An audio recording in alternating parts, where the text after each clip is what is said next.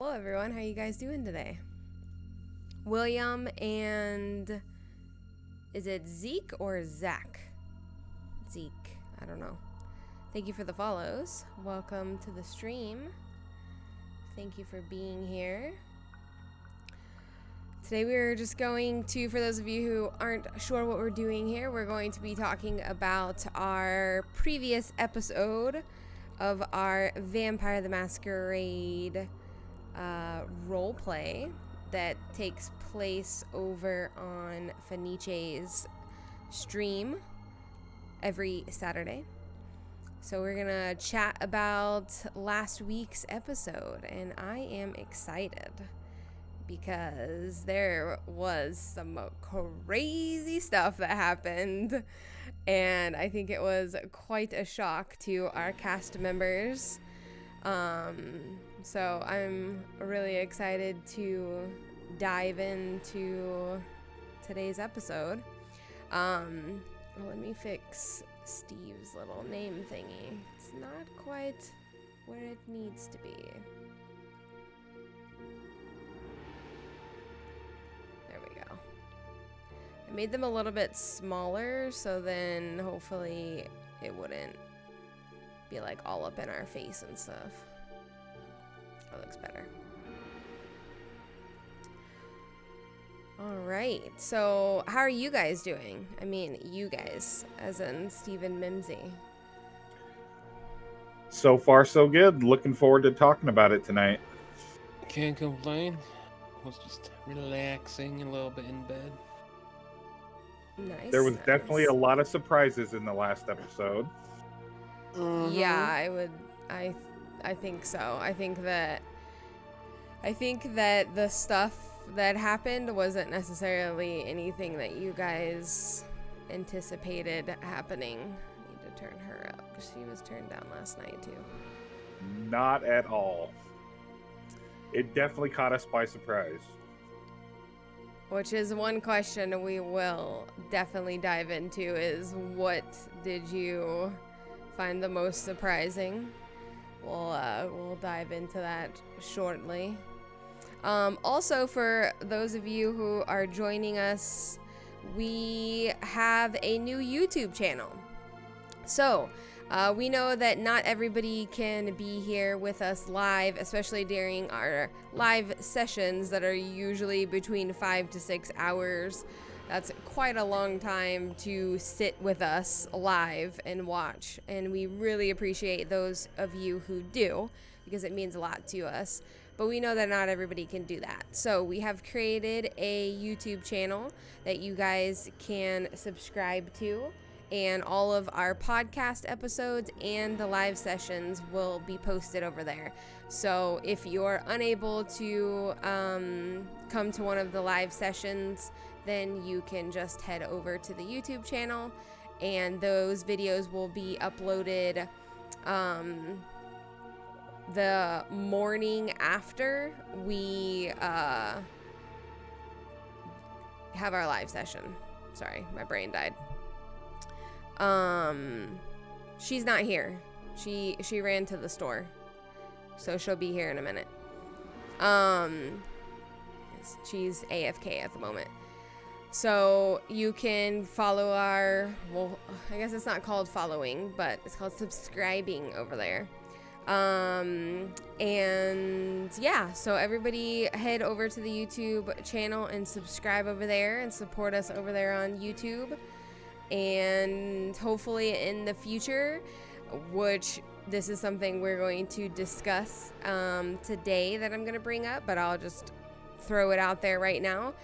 Our YouTube channel, there might be little one-shot episodes and things that we do over there for perhaps different coteries or different cities or different campaigns as a whole, like a vampire, a werewolf campaign. Just saying. Could be a little one-shot campaign where we play werewolves and we do something cool and fun, because there's also a werewolf tabletop roleplay that is made by the same people who make Vampire the Masquerade. So we could possibly be using our YouTube channel to do other fun things as well. So you'll have to stay tuned for that. Things that might not be going on our actual Twitch channels. So yeah, good times ahead and lots of exciting things that we have planned. I don't want to get into too much while Finn's not here, but I also don't want to keep everybody waiting for too long. Give me just a second. I mean, to win a little bit of time, we could always ask how everyone's weekend was, since it's Monday or Tuesday, depending on where you're from. It is Tuesday for me. Yeah, we could talk about our weekends. I did nothing except for our RP.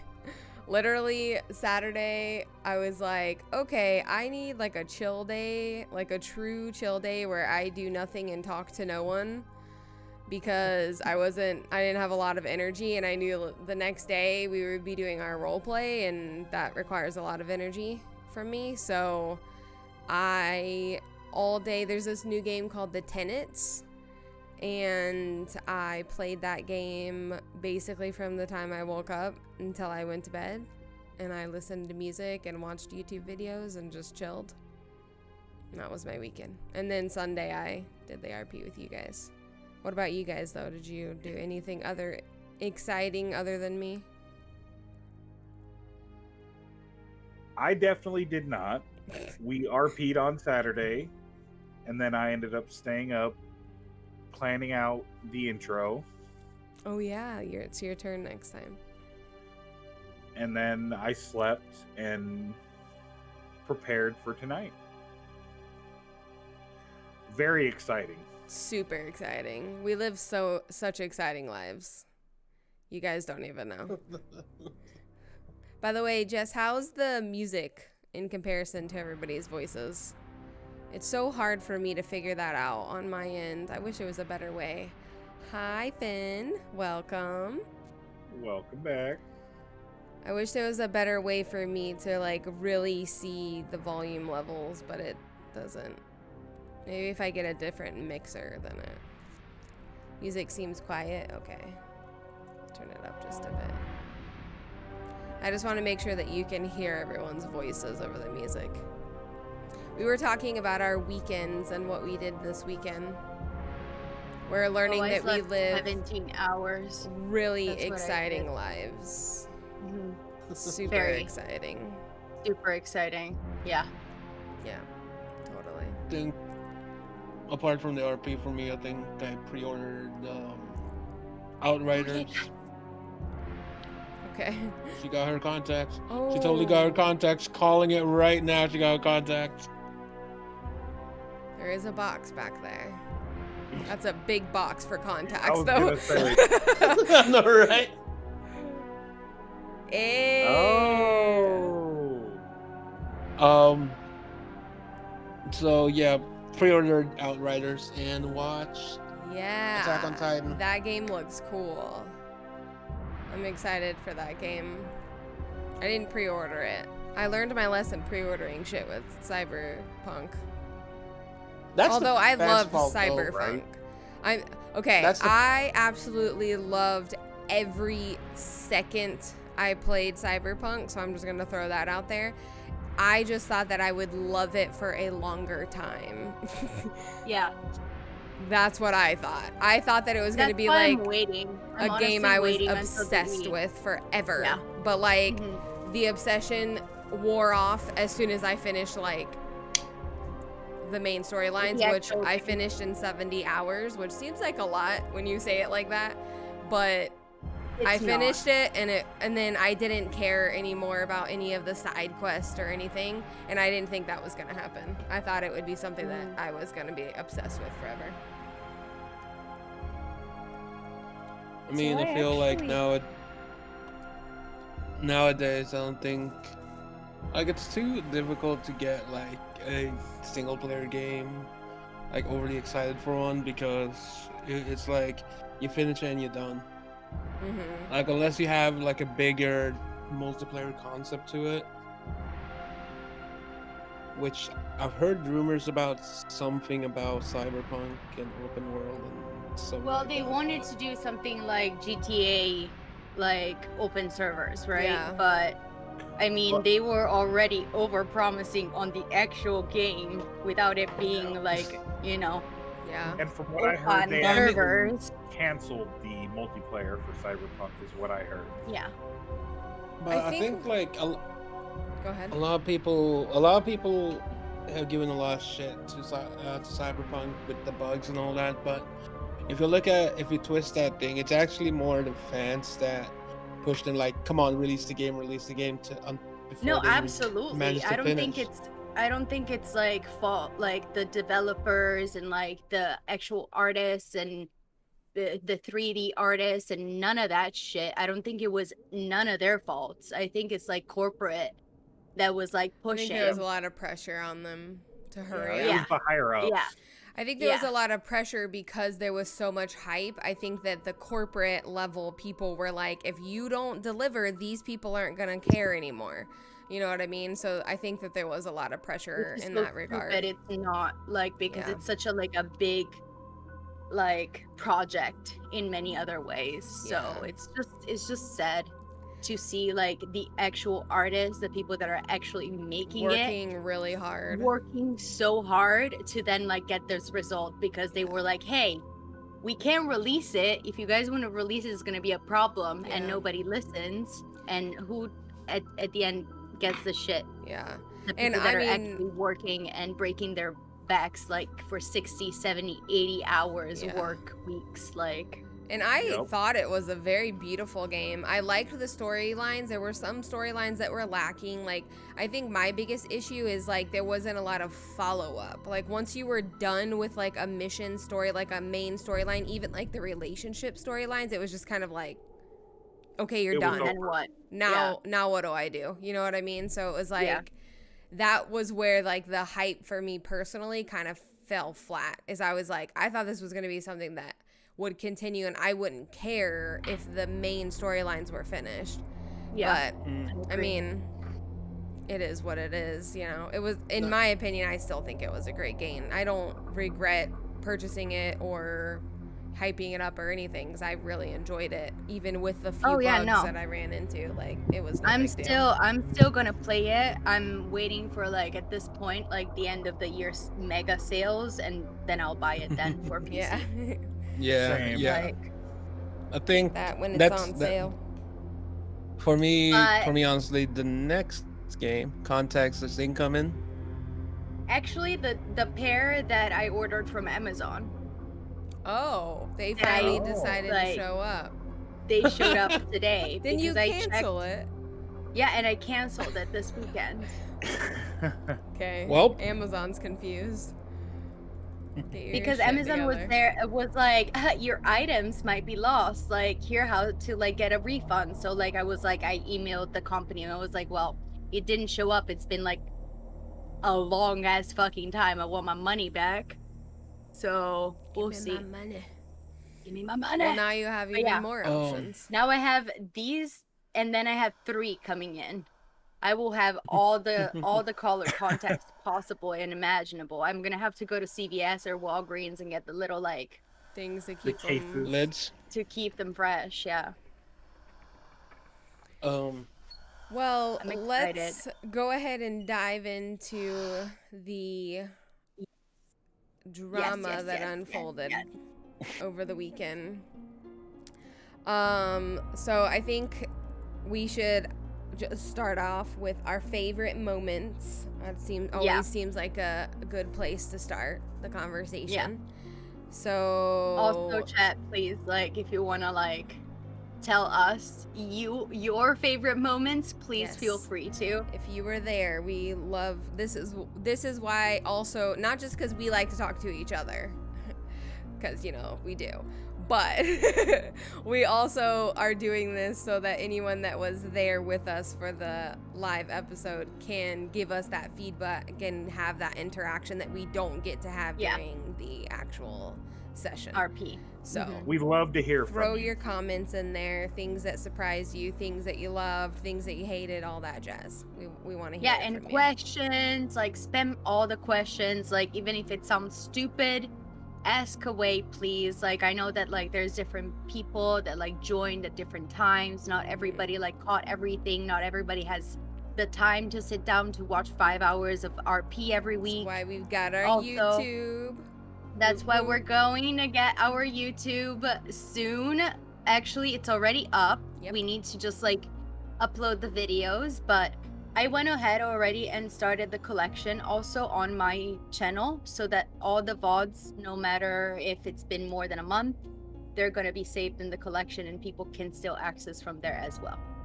So it's just like different platforms are going to have their own. Like I'm not gonna make anything like YouTube. If it goes well, you know, and we get good subs and good views and stuff, like it can grow. But like, you know, the VODs is just like if you're just using Twitch and you just want easy accessibility, Not that's everybody wants to have to go over to YouTube, but it is an option. So but it is an option, and we would love for you guys to click and subscribe. Heck yeah. As soon as we need- get to actually, we need 100, we can 100 have a subscribers. unique name instead of like a bunch of crazy letters that looks insane.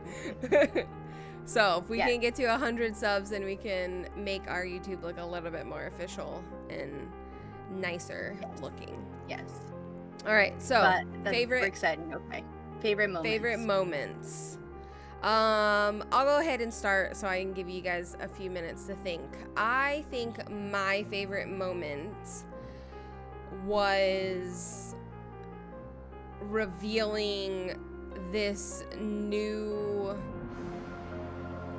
it's not a new threat, but like the way that everything with the little ghost people, that's something that none of you guys, none of your actual characters themselves too have encountered. So the shock factor of seeing what was going on and like seeing everybody's faces, like it was so funny because I feel like we were so slow through that entire thing. Like your actions were so slow because all of you guys were like trying to process this crazy shit that was going on that your characters were just like, but seriously, like I honestly, especially me as the youngling, and the super noob, literally was like, I think that was my favorite moment of like just the shock factor that was happening with you guys, and I could see it on your faces, like IRL, you were all just like, what do we do? Fuck, like Jenna, what are you doing? Like, exactly. Jenna, okay, like we have the fanatics and now we have ghosts. Like, excuse me, the fanatics are using ghosts now? Right. So yeah, I think that was probably, it was satisfying for me as the storyteller of knowing what's coming, and like I was really excited for it to see how you guys would respond like in character and out of character, and it definitely was very satisfying to watch because you guys were very surprised and shocked and kind of like flabbergasted, like what the hell do we do? How do we fight a ghost? Like help. And I thought it was so funny, and this is one thing that I just love about RP in general is Ronaldo would have been incredibly important in this episode, but because of everything that happened and consequences that happened because of previous roleplay, he's not with your coterie anymore. So I think that's like the beauty of roleplay, is like you never know what's going to happen, and you never know what consequences are going to affect you later. And we're seeing in this episode, we're seeing sort of the consequence of losing Ronaldo and how helpful he would have been in that situation.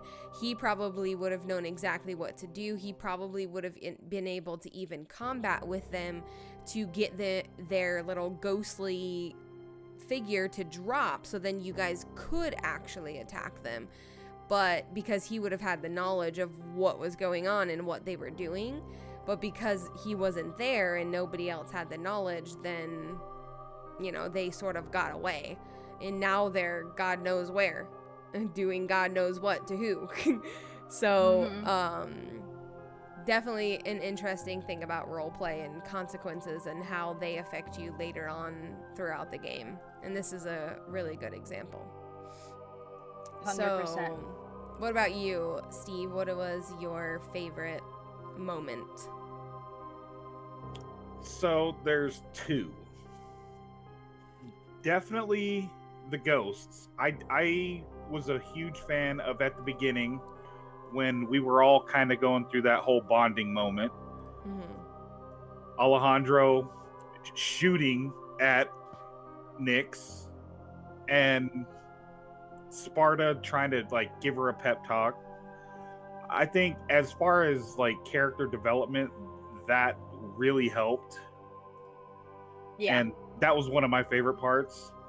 But then also when we like when I kicked the door in and all of a sudden there was ghosts there, and I was like, oh shit, what do I do? And I had no clue what to do. Yeah, definitely one of my favorite parts. Yeah. I don't think you were expecting to see ghosts. No. And I want to do it, and that's the thing is what caught me off. It caught me so off guard. I was like, technically my character should attack, but what the hell do I do against the ghost? Attack? Yeah. Yeah. So I kind of just froze, and I was like, what? Help? Help, excuse me? Pretty much. These claws don't do shit. I feel like it would have been like that TikTok. Oh no. Oh no. Oh no. Oh, Oh no. You guys were having that moment of like. Pretty much.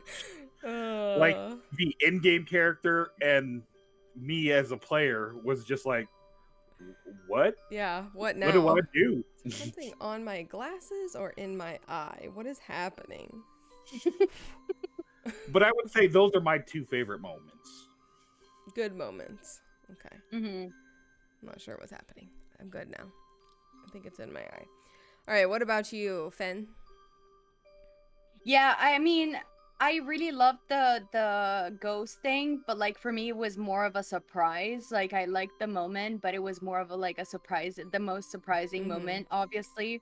My favorite moment was at the beginning, like the start of the whole thing, and like again, like we talked about it all the time, like on the fact that like, you know, characters and people are multidimensional, and there's more than just like one facet. There's more than like an asshole to Alejandro, you know. Right. There's more than like an impulsive like like loaf, you know, meatloaf. Meatloaf?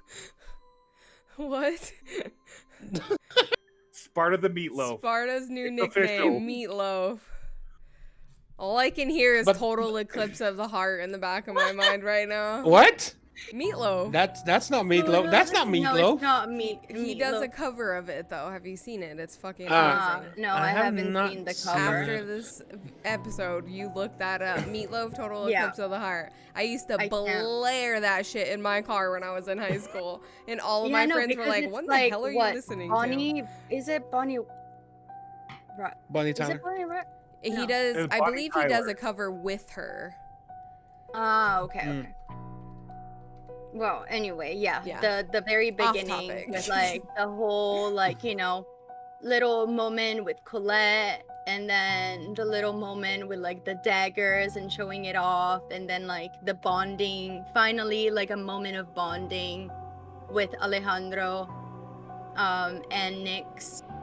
And yeah, I really like the beginning, like the character building and the character relationship like progression at the Yeah. beginning. I think it was wholesome. I think it was cute.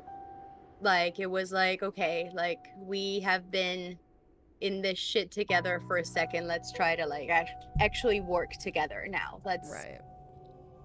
we have our differences, like we're very different as kindred, but you know, like if we actually work together, we can probably accomplish something good, you know. Yeah.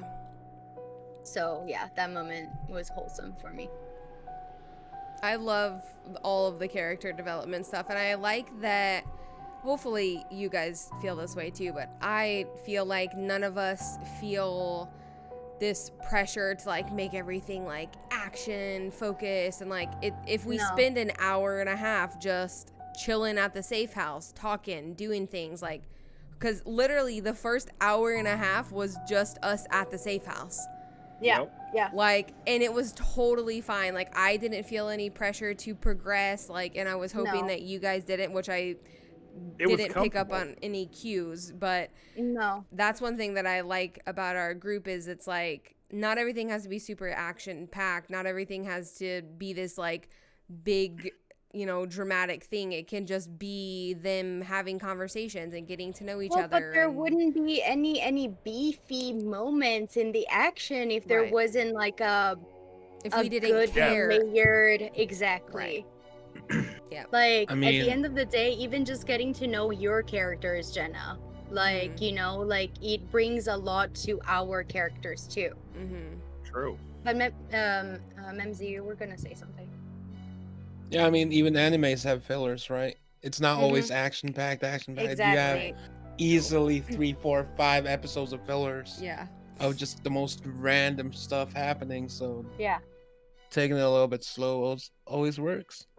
I agree. And that's how you help your audience and you too care about these characters. So then when the action comes, people care it's even more like impactful because they're like, "Oh my gosh, what something might happen to this character that I love and I care about, and it's going to Yeah. be way more dramatic and you're going to have a stronger response than if you're like, I don't give a fuck if this character dies, whatever." You know what I mean? And there's some even like Yeah. movies and TV shows that do that. They don't spend enough time developing those characters, and then something bad happens to somebody, and you're like, cool, And then you're whatever. like, well, yeah, okay, just like that get guy's the fuck dead. out of here. Like, whatever. And it makes it make more sense for the characters to care when that action Exactly. does occur. Right. 100%. Because they've spent the time to get to know each other as well and start developing friendships and things like that. So, stronger bonds. I agree. I agree. What about you, Memzi? What's your favorite moment?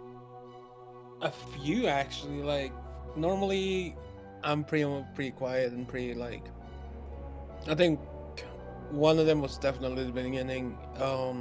Being able to play around with Alejandro, where he actually starts showing his powers, and like that was planned. I had thought about that the whole week. Like, okay, time to actually do something with the powers because he's been like chilled. He's been laid back. He hasn't done anything apart from walking away maybe and pissing people off. And but at the same time, it makes sense. I think But at this the same group time, you know. needs a character like Alejandro. Yeah, I agree.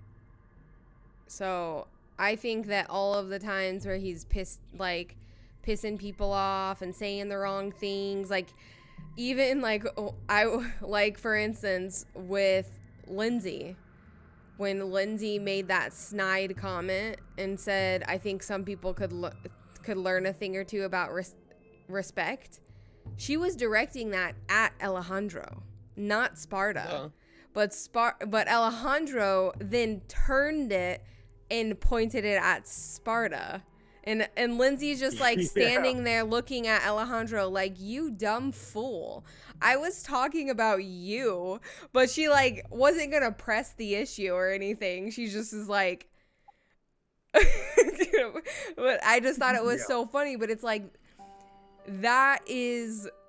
we need that like dynamic in this group of somebody that's like constantly like almost like pointing fingers and like ruffling the feathers and things like that. Like, I think it's good. I like it. It brings a level of something to the group.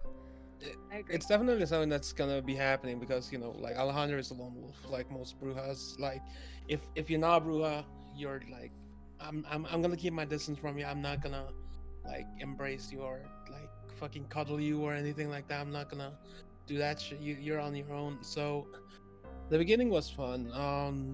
You know, showing just having both Sparta and Eden outside, and then them that was also the funny thing. Like they were calling him out on, weren't you saying that we shouldn't be staying outside and you might get shot? And I'm like, all right, I'm going for my run. See ya.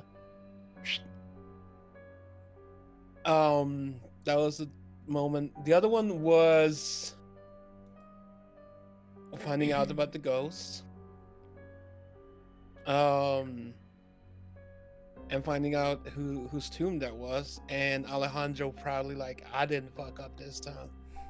Like he was fucking proud, like it wasn't I who fucked up. They can't blame me. Like, I didn't do it. but didn't do it was Not difficult. this time. It was difficult when we found This out the name of time. her, because in other character I know exactly who that is. Like, because I learned that from American Horror Story season 3, I believe it was when they did Coven. Yeah, So it was no, like, they did. Yeah, I But- try. So the thing with our campaign is I'm going to try to pull off of real history as much as I can and then make it our own. You know what I mean? And that's what I did with this story. And when I was Googling New Orleans cemeteries, her name was the first name that popped up as just a famous person that's buried there. And it said like voodoo something, voodoo practitioner buried in famous, something like that. And I was like, what? Like, and I was just like, okay, she has to be the tomb that I use for what I'm planning on doing. And then I tied history in and made it my own when I made her children kindred. Obviously, you know, that's not necessarily true. One sec. Let's see what Jess has to say. Random kindred question. If there's one thing kindred or your character would do that they wouldn't normally be able to do, what would it be? Okay. Like outside of our abilities, like clan abilities, you mean? Like powers and stuff? Disciplines, Jess?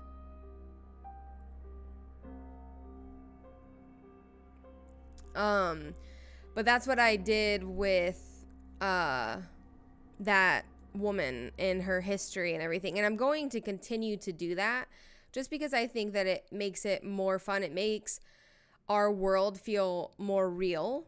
And like these vampires have existed for 400-500 years. Some of them, like Imani, is close to 400 years old. Actually, no, she's close to 500 years old.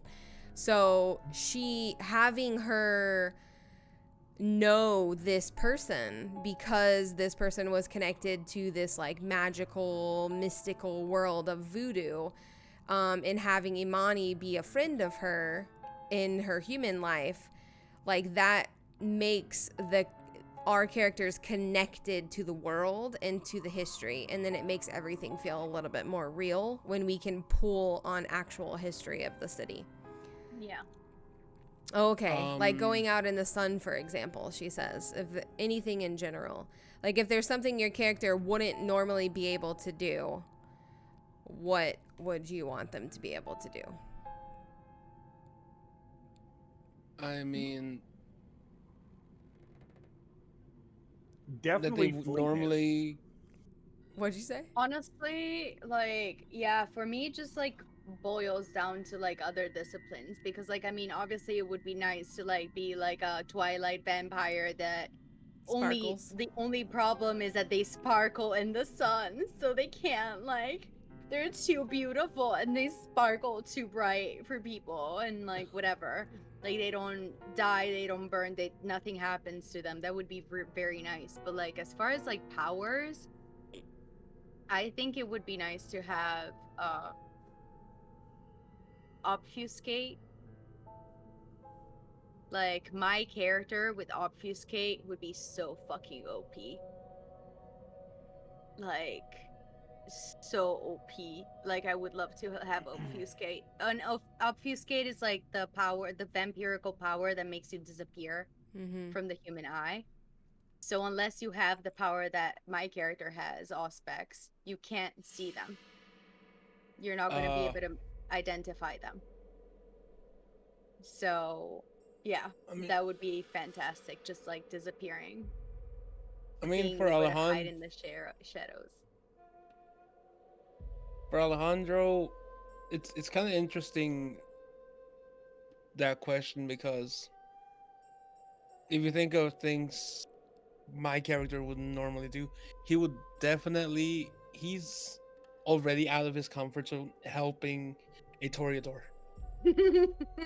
That is already one thing that is completely off clan for him, because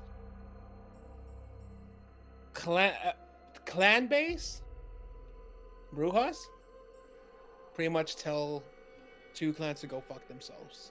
And that's the Toreadors and Venthers. They do not. That's two clans that they really don't. So for him helping, helping a Toreador out like Nyx right now is completely off character for him. Which again makes sense why he would give her such a hard time. That's a good question, and maybe it could be included in the RP somehow. Who knows? Yeah. Who knows? Who knows? I think just to answer for the main character that I've been playing right now as Colette, I think for Colette, and I think this is probably one thing that you guys are going to continue to learn about her, is she's very much still connected to her humanity. And I feel like most Brujas are. Even as they age, even as their humanity, even as their humanity drops, they still hold on to this unique, like Finn said, compassion is a really good word, compassion for humanity. And it makes them a really unique and very relatable clan in that sense. And I think for her, it would probably just be she misses living a normal life. You know what I mean? I mentioned, which it hasn't been brought up again, not this episode, but the previous episode, she mentioned having a fiance and losing a fiance. And that was one thing that she had to like get over. And wanting her mother to Right, yeah, and wanting her mother, her. like, I would give anything to hold my mom's hand for the next 500 years. Like, she's still very connected to her humanity, and not necessarily connected to the human people that she used to be in relationships with, but she's very much connected to that want of, I want those things. I want to experience love. I want to have a family. I want to, just live a everyday normal life. And that's what she tries to do. And that's why she is one of the characters that is in a relationship as a kindred. You know what I mean? Which we have discussed is like, how would that work? Like you live for hundreds of years. Like, how does that necessarily work with relationships? Do you actually love someone for that long? And like, what does that look like?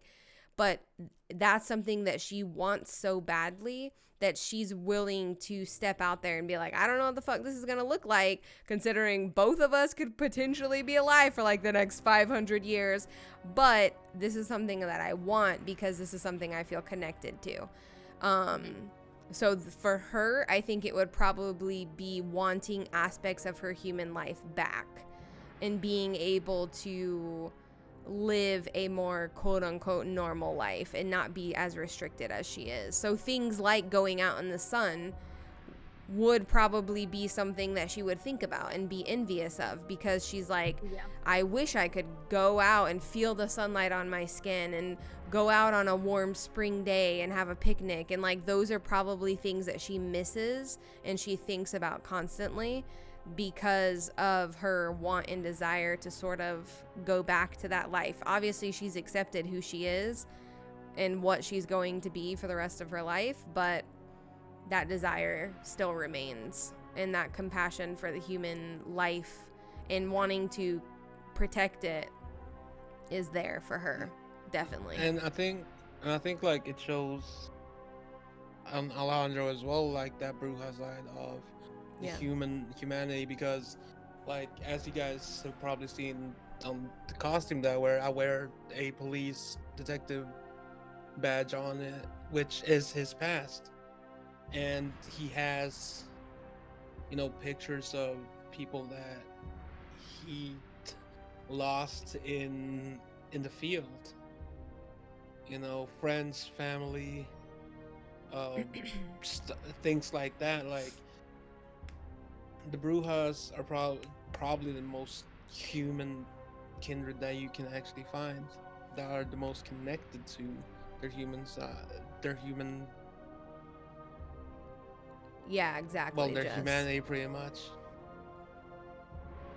She said she wants some of the normality from something that she's had to accept as her kindred normality. They're really good answers. Yeah, so I think that is probably how Colette would feel. And you guys are going to continue to learn that about her. You're going to continue to see that compassion she has. You're going to continue to see her, especially her interactions with Ashley and how they interact with each other. And it's so funny that Mimsy brings up like that feud that happens between Brujas and Toreadors. Like, it's very true. Like, typically they don't usually get along. They're very different in their philosophies, like lots of things. They're very different. And I did that on purpose because there's a lot of story that comes from how in the hell did a Bruja and a Toreador like fall in love? Start like dating, excuse yeah. me? Like what? And I touched on it a little bit when Colette was like lingering with Nyx and like looking at all of the stuff.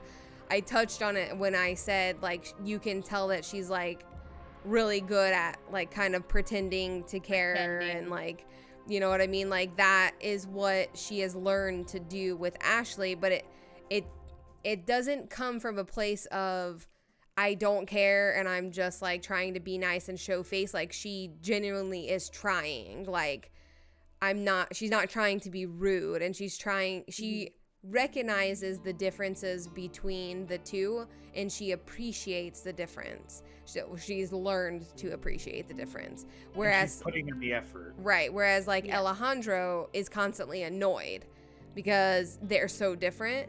And I'm sure that's probably how Colette was at first, because she's like, who, like, this is fucking stupid. Like, why do you care about this stuff and whatever.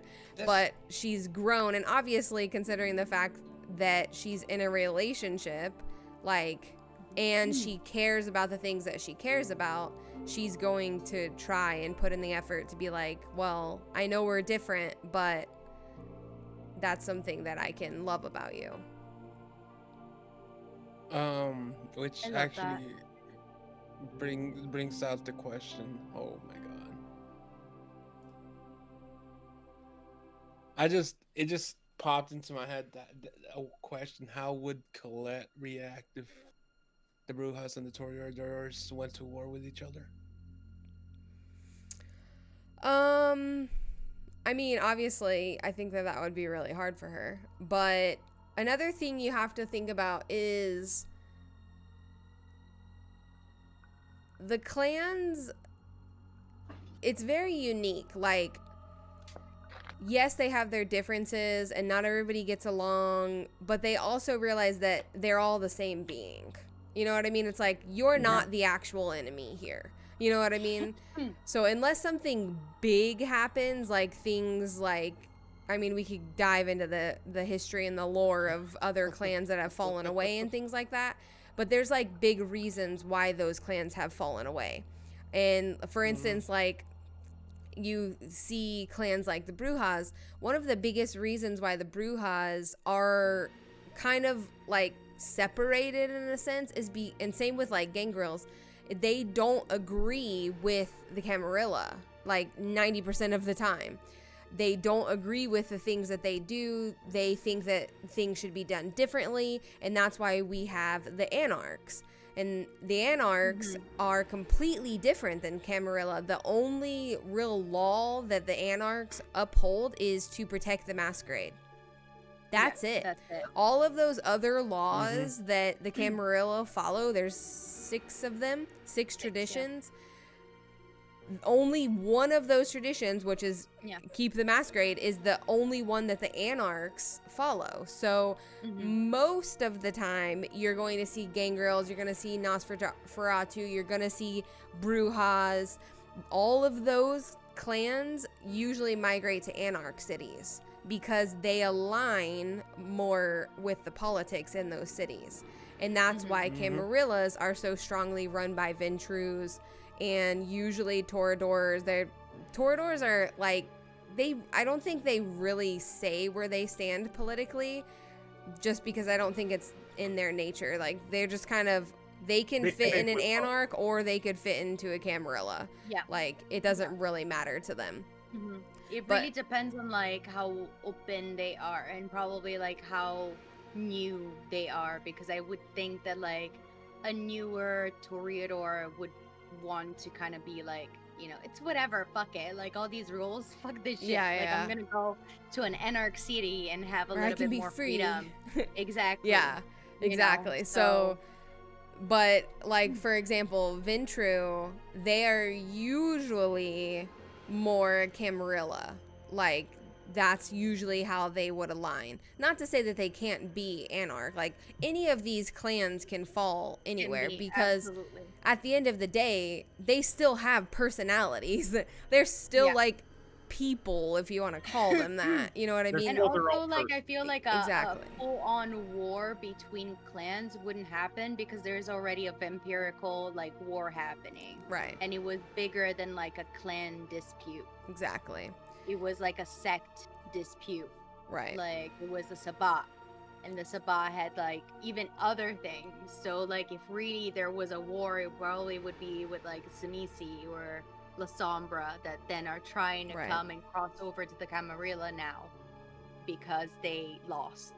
Yeah. And the instinct of La Sombra is to be in power. It's like very similar to like a Ventrus mindset. And I think one thing to consider as well is Colette doesn't focus on the fact that she's a Bruja and Ashley's a Toreador. She doesn't focus on that. She's not like, I'm from this clan and you're from that clan. Like, you know, that doesn't matter to her. Yeah, like, that's not what she's focused on. She doesn't care about that necessarily. So if it really came down to it, she would be like, I don't really care what clan you belong to. I love you and I'm not going to let anything happen to you. You know what I mean? Like, that I feel like would be true to Colette's character, of her just being like, I don't give a fuck. Like, all of this means nothing to me. We didn't choose this. And that is very Bruja behavior of, we didn't choose. I didn't decide to be a Bruja. Like, and I'm not going to just automatically hate you because I am this way. Like, I had no choice in this matter. I didn't get to pick what clan I wanted to be a part of. Yeah. Like, it was assigned to me. As soon as I want to follow those rules. Exactly. And so she would definitely, very Bruja, go against the grain, just like you would expect from a Bruja. I feel like that's how she would be if that situation were to take place. She'd just be like, I don't give a fuck. You're just Ashley to me. You're not Ashley the Toreador. Like, you're just Ashley. But yeah, so while Colette isn't as abrasive with her Bruja-ness, she is still very much Bruja in the way that she behaves and acts and goes against the grain, and you know what I mean. She's just not like in your face about it. Unless she has to be, then she probably would be. All right, let's see. Let's talk about one thing that I actually wanted to ask. These are questions that I want to start asking. And you guys can decide what you want to reveal. If it's something that you want to reveal more in character style, then obviously go for it. One thing I was thinking about and I was curious about is, how is Nyx feeling in the sense of her sire potentially is at risk because he has created a lot of issues in this city. If he gets captured or found or whatever, he potentially could get killed. And now I do understand that, she might not have like the best idea or opinion of him because of what he did to her, but there still is a connection between sire and childer. So she's still somewhere inside of her, I'm sure, feels this connection to him. And I was just curious, like, I wonder how she is feeling. She hasn't really expressed anything like that, and I don't know if she would necessarily, but just kind of like the mindset that she is in regards to how everything that's going on in regards to her actual sire, and like what might happen to him and what might happen to her. I mean, I feel like right now, like she has, apart from like the blood bond that is created by embracing somebody, like there's no escaping that. I guess unless you're Tremere or whatever. Well, there is a clan. There's that has, one like, of them. I don't problems remember. Cat with the bonding. I don't know. Well, anyway, it doesn't matter. But she doesn't necessarily understand. I feel like she has a resentment towards him at this point because, like, obviously, like, if we want to go on the philosophical thing, like, I went on, like, the power and, like, whatever, because this is probably what she's focusing on right now. She just wants to be powerful enough to, like, prove herself, to, like, keep herself alive. But honestly, like, all in all, I know that if somebody like came to Nyx and was like, hey, you can become human again, she would take it immediately. She wouldn't like even think like at all. She would say yes, like, I want to be normal again. Like, I want to go and like see my brother and like kiss my niece and like, go and like fucking do my concerts and my tours and write my music, and like eventually die. Like, but right now I feel like every time like she thinks about the sire, like there is mainly resentment towards him. So even that blood bond, even if it's there, probably the thought, the obsessiveness of the thought, which is how I imagine it to be, as a bond that you can't really explain. It's just there. That person is right there. It's always there. I think it would just be like her being like, no, it's because I hate you. Like, you took away everything. Like, you made that choice for me and I didn't have any say. And plus, like, you left me here. Yeah. You didn't even fucking take me with you. Right. You abandoned me. Yeah. So, she hasn't spoken about it because, like, yeah, she just wants this guy, like, found, and, like, she wouldn't mind seeing him, like, gone because, he did that to her. She didn't have any choice. Right. That's fair.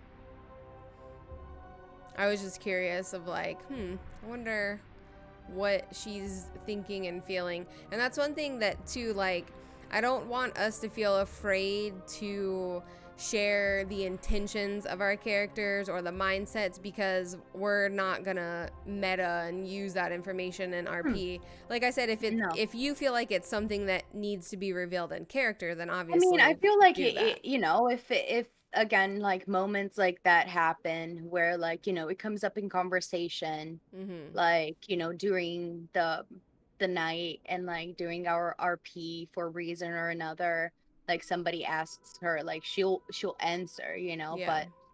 but um I think it's something that she's internalizing so much because she's so focused on like staying alive, Yeah. that like she's using that will to stay alive and survive to like shove it in the back, like, and keep it there Yeah. so that it's not distracting to her, you That know. makes sense. It's not something that she has really the energy to focus on right now. Yeah. Because it's not as important as focusing on other things like surviving and Yeah. making sure that if and when this guy is found, she's not also on the chopping block. That Yeah, she has exactly. proven her worth to everyone around her of like, hey, I can do this. Yeah, I know I was brought into this very unconventional way, but you don't have to get rid of me too. Like, Mm-hmm. I'm very clearly willing to be on your side and fight your fight. So spare me It's the again. last thing Yeah. on her mind. Yeah, Yeah. exactly. Yeah, and I think that that's a really unique approach for her because she could just not give a fuck. You know what I mean? And be like, I didn't choose this. Your battles aren't my battles. Like, she could have a whole totally different attitude and just be like, well, whatever. If I die, I die. Like, you know what I mean? But she's really trying, and she's taken a whole different route of like, I didn't want this, but this is all I've got. So Yeah. I don't want to lose this too. You know what I mean? So that survival nature in her is definitely still there. And it's like, yeah, I didn't want to live forever and I didn't want to be like this, but I also don't want to die, like die. Yeah. So, I mean, that's like why I wrote like the beginning, like I wrote it like in mhm, that letter, which was pretty much her choosing to like, okay, like this is it. Like I don't have any choice to back out of this right now. right. So either I just, like walk outside in the sunshine and die, or like I try to be the best I can be, which she's been doing her whole life. Because like we're talking about the film and like music industry, like everybody knows if you don't have connections, that shit's hard. She didn't have any connections. Her family wasn't connected to the industry. She had to bust her fucking ass since she was like in theater school and everything. Like she was always a fighter, Mhm. like I imagine her like really like not sleeping, not eating, like living in her car for months, doing like, everything in her power to get where she wanted to go and really sacrificing a lot of her things, especially after her husband died. Um, so, I was like, it wouldn't make sense for her to not care Right. at this point. Like, I feel like that fighter energy would come out of her. Mhm. I think so too. Um, just to transition a little, one thing that I wanted to touch on and get like your thoughts and opinions on, just to give you a little bit of background. I don't know if your characters would necessarily know this, but it's fine. We can talk about it in an out of character fashion. Obviously, that's what we're doing. But everything that's going on with this tomb, and these two Tremere character people that are there. One thing that I find really interesting about all of this is there are only 11 Tremere that reside in the city of New Orleans. So this is a very small, very tight-knit group. And one thing that eventually is going to be revealed, depending on how the RP continues, is who are these two people that were doing this, because this was clearly done by at least one Tremere. We at least know, you guys know in character at this point, that the lady from Finn's vision was a Tremere. So we at least know that. We don't know if the other little ghostly person was a Tremere. That wasn't revealed in character anyway. But, well, I guess it was in a way if you guys actually picked up on it. I don't know. But what's interesting is, and I tried to convey in Imani's demeanor and everything, was Imani is now wondering, is this one of my own? Or is this an outsider? Yeah. Right. Like, because the thing about the Tremere that is incredibly unique is they're all related. So all 11 of the Tremere are from the same bloodline. And 5 of them were there with us at the cemetery. So Yeah. I feel like Imani would be thinking, okay, there's 6 other people here in the city. Exactly. Which one of those 6 And is it? these are all of my grandchilder. Because Imani has 3 children, which are the 3 that are always with her. Those are her children, or her childer, if you want to use the correct term. And we're not role-playing right now. Those are her children. And the rest of the Tremere are the children of her children. So the 11 Tremere that reside in New Orleans are literally all Imani's bloodline. So now she is thinking, is this one of my family that has done this and has attacked us in this way? And that's why she was so serious that night with you guys. And she was like, no emotion was being shown except when she spoke about Marie.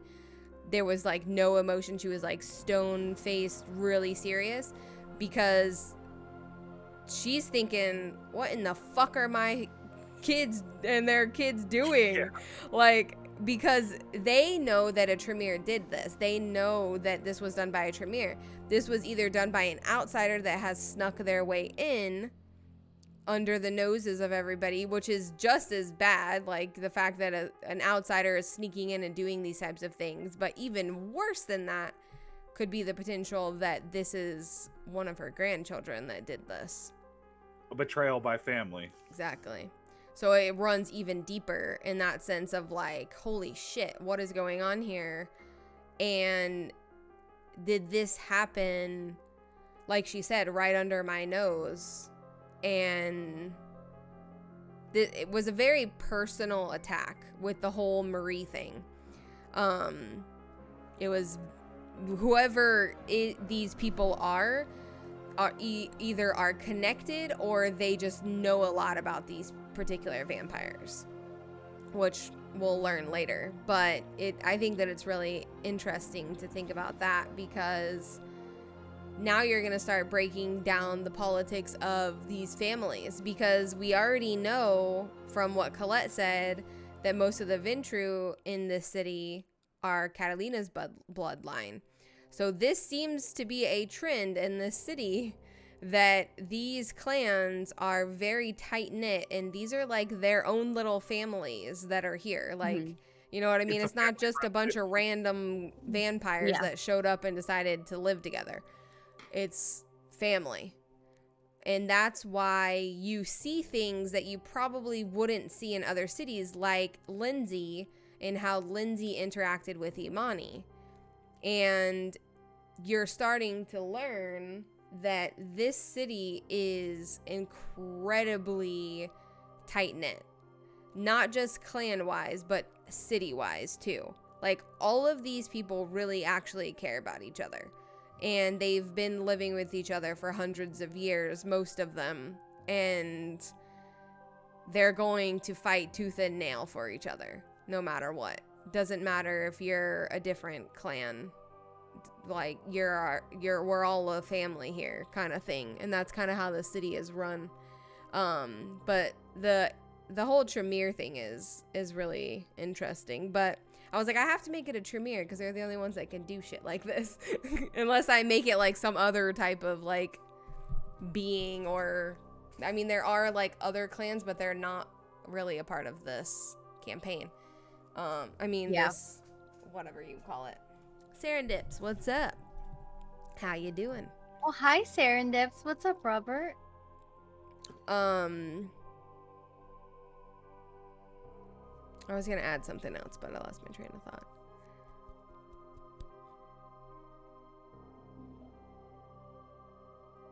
I don't know. It must not have been important. Training my chi.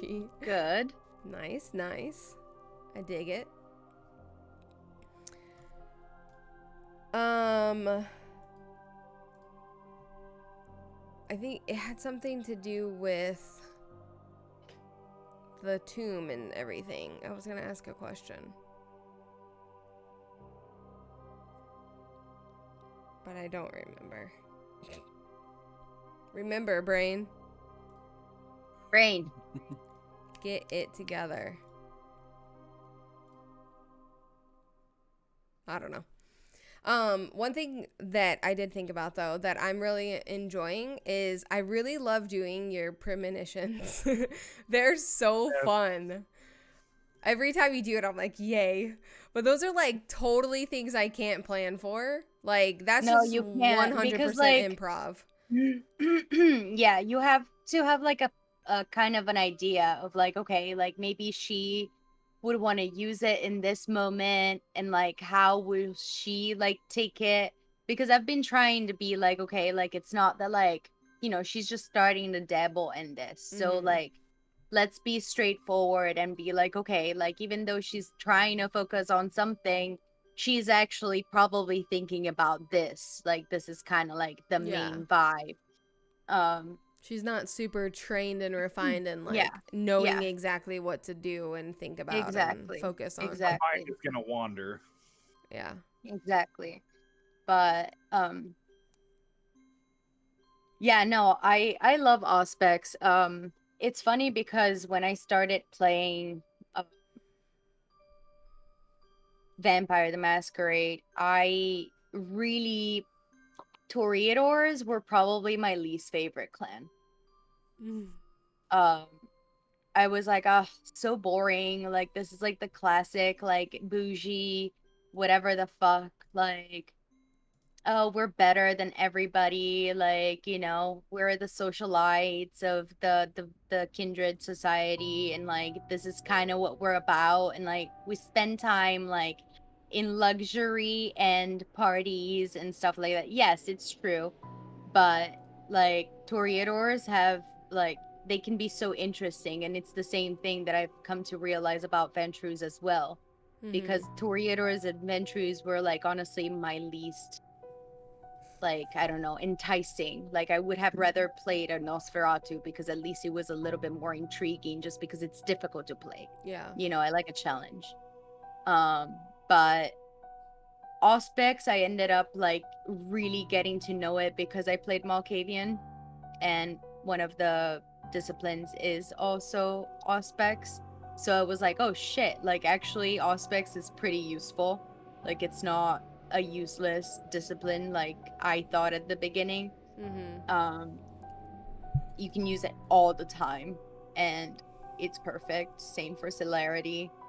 I like celerity a lot better in this system. I think like it gives it a little bit more spice. In the last version, it was just like it would add as many actions per round as dots that you had. So like you would activate celerity, and if you had celerity at 3, you could do in one action, you could do 3 full actions without any penalty. Wow. Yeah. That's a bit OP. Right? Duke, are you okay? He's acting weird. Sorry. Yeah, I think that one thing that is, oops, that didn't open on the right screen. One thing that's gonna be exciting to see as we get further and like other characters show up, and especially other characters that I have, is seeing the higher level disciplines and things like in action. I think that that's going to be kind of exciting because our group is pretty young. Like our coterie itself, like their abilities isn't like they can do shit, but they're not like the impressive shit that can be done.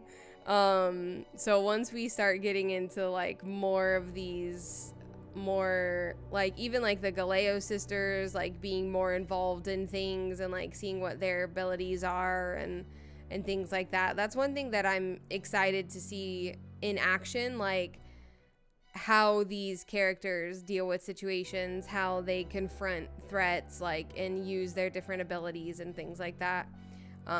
Because that's when like the cool shit starts happening of like, oh, these people can get shit done, like for real. And which we haven't really seen. We've seen moments, like little moments here and there, obviously, of like things that our characters can do. But we haven't really been presented with a proper fight. So when that time comes, it's going to be kind of fun to see what happens and who does what and what abilities come into play. So yeah, I'm looking forward. That's something that I'm looking forward to. It's just there hasn't been a moment where like a fight would be warranted for like the RP that's going on, and I don't want to just like make a fight happen just for like the hell of it. You know what I mean? We're like, oh, here's an enemy, fight him, huh? I'm a vampire, pow. Like, no.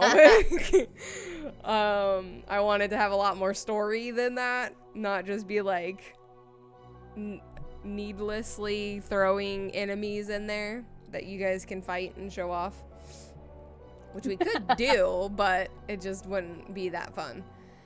Because I feel like it would just be like a city full of fucking chaos at that point. And we're like, who are these people? Pow! Like,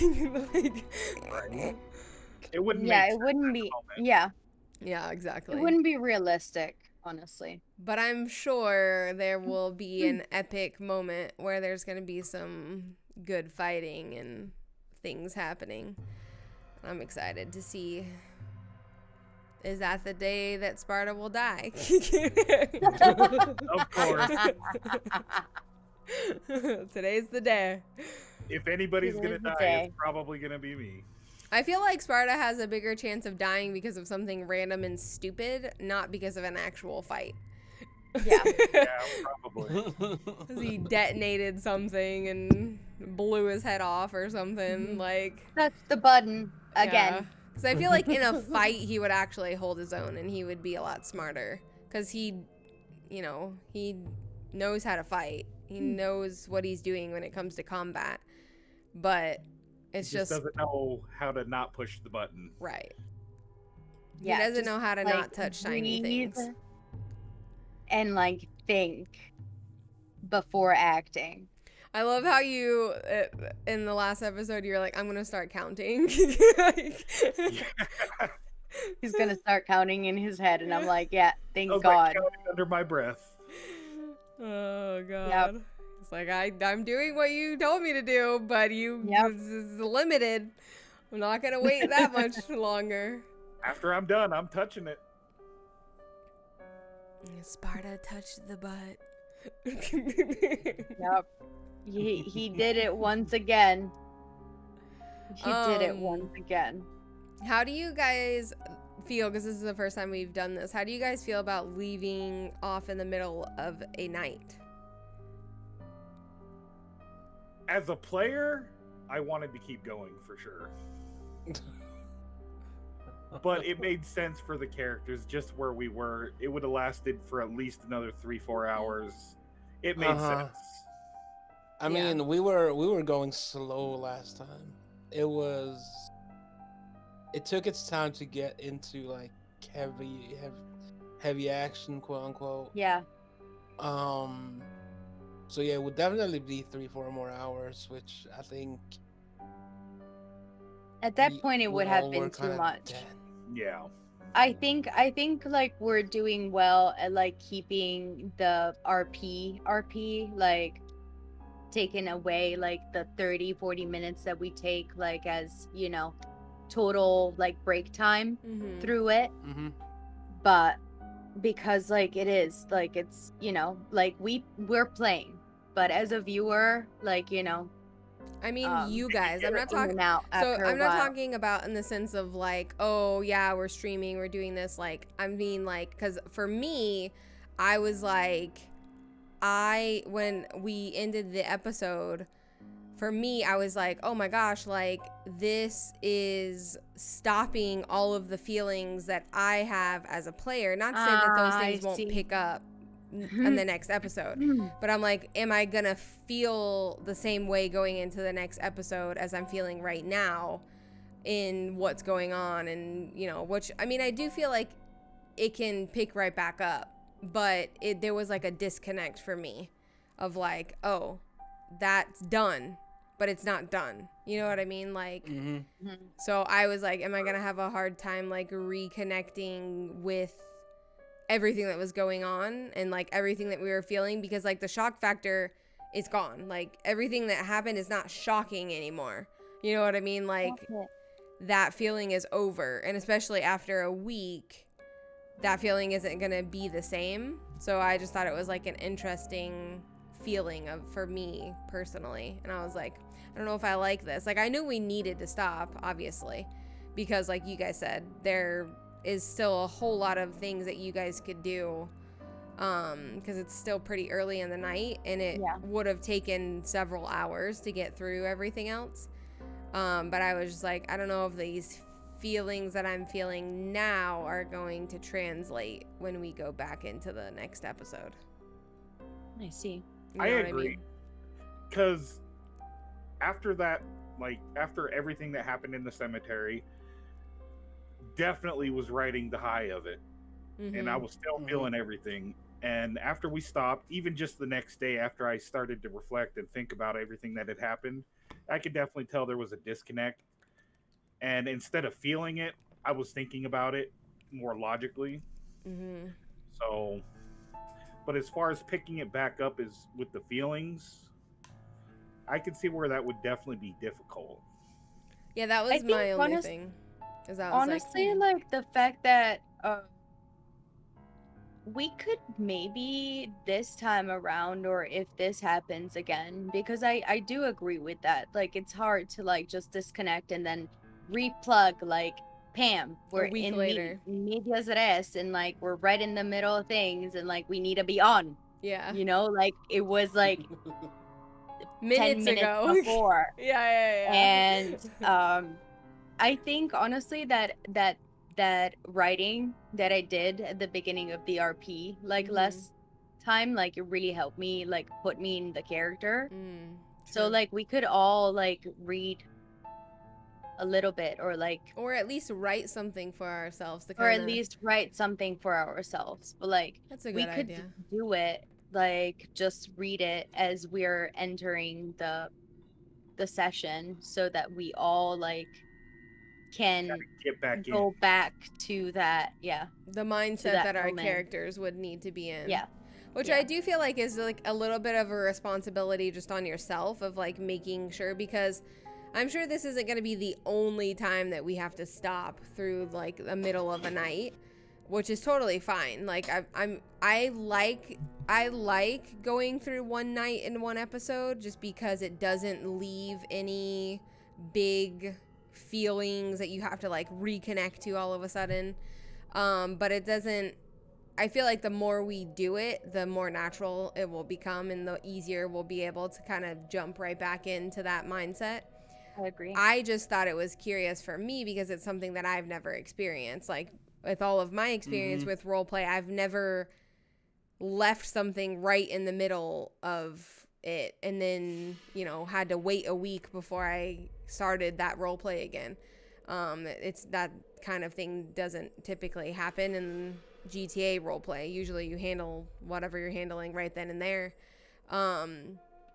So I just was curious, like, am I going to pick up with the same intensity in these emotions that I'm feeling now? You know what I mean? It was just a curious thought for me. And I think that, like you said, kind of writing something for like where our characters' mindsets are in that particular moment and that part of the night will help us kind of reconnect with everything that's going on. Yeah. And that same shock factor of like, holy shit, we just saw ghosts, but they weren't ghosts. They're actually, I didn't know vampires could become ghosts. Are they ghosts or are they vampires? Like everything's like so confusing and weird. And honestly, like I think we should all do it. We should all start with that this time around. I know that like it was supposed to be just Steve, but I it's think funny like you it's said a that, good it's a good thing for everybody to start there, because even if you prepare, so I didn't necessarily think about it, because every time, like even when I'm doing the makeup, like for me doing the makeup even like if we're on, like I'm like, okay, I'm like, this is I'm Nyx. her getting ready. This is her Yeah. like getting Mhm. ready and like putting her makeup on and doing her little routine. And you know, just like thinking of like, okay, like where is she at? Like today she woke up Right. again, like dead. Mm-hmm. What is going on? So but I kind of learned that in acting school. Mm-hmm. Like, you know, like sometimes you're just there and like you just need to conjure shit Right. that wasn't there before, and you need to find a way to do it, and connect there's with no your real like character. preparation. You have like half an hour to do it. Like, good luck. Right. Get it. Well, So, like Sparta you know. said it, or Steve, it is interesting that you said that, because his idea would actually work for all of us. If you want to share what your original, you don't have to say what he was gonna Yeah. think and everything. So my intro was actually going to be like an inner monologue of what had happened that night, just to kind of like his perspective and what he was feeling.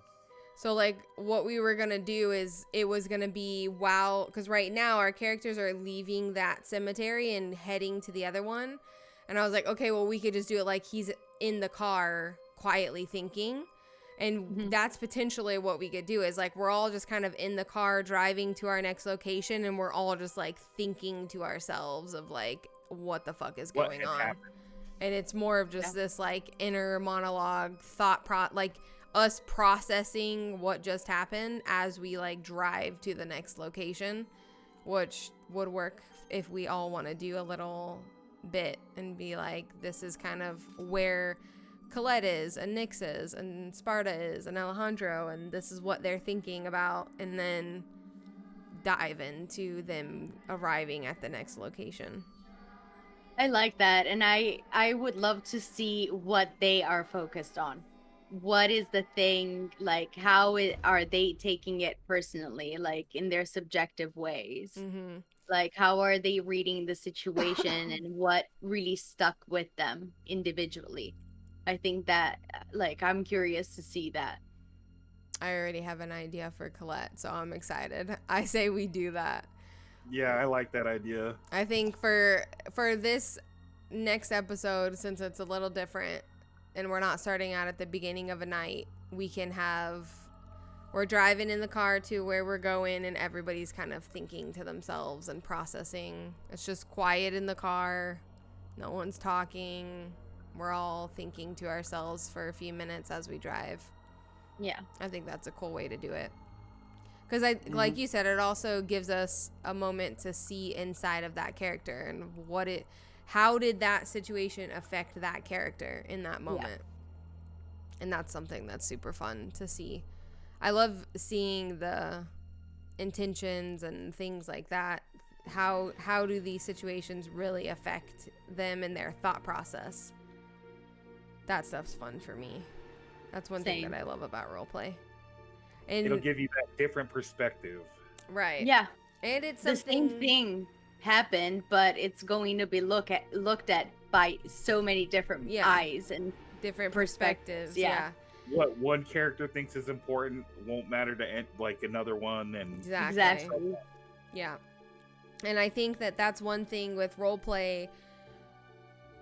During an actual roleplay session, it can be hard to convey those things because you're not always like, this is one thing that people do in GTA roleplay that annoys the fuck out of me, is like in GTA there's like an action that's like /me, and it basically like it's supposed to be like your character is doing something, but then people will be like /me, so that, and your name pops up. So my character's name was Jen Lee, and be like, Jen Lee thinks about blah blah blah blah blah blah blah, and I'm like, bitch, I can't read your thoughts. I don't know what your character is thinking. Don't tell me that shit. Like, I'm not a mind reader. I can't read your mind. That is supposed to be an action, something that I'm seeing your character do. Like, Jin Lee walks over here and crouches down and picks a flower or whatever. You know what I mean? Like, that is an action that I can physically see you doing, but I can't see your emotions unless I see it on your face or you're crying or something. And I definitely can't see your thoughts. So, like, people in GTA do that all the time, and I get it because they want that moment to convey how this situation is affecting their character, but I'm like, be more creative, do it in a different way, have your character react physically in some way, and it makes it really hard. But you also have to do that in other types of roleplay, like this roleplay. Like, if something is affecting us, we have to make it shown on our face or make a comment or whatever. You know what I mean? Because it's like, you're not always going to be able to be like, yeah, well, Colette is thinking da-da-da-da-da-da. And it's like, cool, but my character wouldn't know that. I can't read her mind. like, yeah, we can do a lot of things because we're vampires. We're not all mind readers. So I can't know exactly what she's thinking. So when you have moments, that's one thing. Like, I used to do a lot of text RP with some of my friends with GTA, and our text RP was always like more reflective type of RP, not our characters like interacting with each other, but it would be like Jen being at home and like reflecting on her day, and it would be more so focused on her thoughts and how this situation was affecting her. And that's when you can like really dive into like the emotions, the thought processes, how did this affect your character and what does that look like. But it's really hard to do that and find ways to do that in live RP and not make it things that wouldn't happen, like being a mind reader. Or something like, right, it just doesn't make sense in live RP. Exactly. And that's why I try to be really descriptive when, like, for instance, like with Imani and like her presence, like, you know what I mean? I try to be really descriptive in those things so that you guys can pick up on the fact that she's acting different, she looks different, she's speaking to you differently, like she's conveying these emotions that are troubling her in some type of way, so that you guys can sort of pick up on, okay, this is affecting Imani. You know what I mean? Like, obviously she's not just her normal self, so this clearly is affecting her in some type of way. And that's why I try to do that and try to be like really descriptive with how my character looks and sounds and talks and presents themselves, so that you guys get a better idea. And then if you want to use that in character, because those are very easy to pick up on, you can pick up on people's energy, you can read their facial expressions, things like that, the tone of their voice. Those are all things that you'd physically be able to see and hear and respond to. And it's not just me like, yeah, Imani's really upset. You've definitely done a really good job at it. Yeah. Like, what? Yeah, no, I like how you use that, because I used to do text RP too, in Italy, while I was like doing LARPing and like tabletop RPG in person. I was part of forums, and it was like forum chat format. So like a lot of people would do like whole paragraphs of like thoughts, and I'm like, well, I literally with this whole this is a whole like I could just like throw it out. Yeah. And like, what do I do with that? Like, I can't do shit with that. Like, well, like a good example was when you were conveying when Imani and like her 3 followers showed up to the cemetery, and they went to the tomb, and Ronaldo, and they were all so like heartbroken and sad and everything, like that came across, and it actually terrified me because at that point I was like, I just kicked their family's door in Yeah. of their dead You're like, mother. clearly this means something to them, and this might be really bad for me. And and I almost broke open the coffin. I was like, is this where we get another consequence? Where are we screwed? Yeah. But it was just because of all the emotion you conveyed across from it. I was like, oh shit. Yeah, which started think I with fucked up. Ronaldo. As soon as he realized whose tomb it was, Ronaldo was like, because he. And that's why I told them, I was like, am I gonna get in trouble? I think everybody was a little afraid. Even Colette, she was hiding. She's like, Yeah. okay, the scary witch vampires are here, and they're all very emotional. I am going to distance myself. We don't know what the consequences of this emotional vampire witch behavior will result into. So, Yeah. I but am. you conveyed the emotion I am not so here. well. I don't exist. But just the way you conveyed all the emotion, I was like, oh shit. Good. I'm glad that it translated well with you guys, because I wanted, and that emotion, it wasn't necessarily because you had broken into the tomb. It was because they knew that tomb would need to be destroyed. And that's why they were so upset, because they knew what was going to have to happen as a result of everything. You know what I mean? So it was like... But we didn't know that at the time. Right, exactly. All You we didn't know what saw the fuck was going on, so you're like... some oh, crying fuck. vampires, and we were like, oh shit. Yeah. Yeah.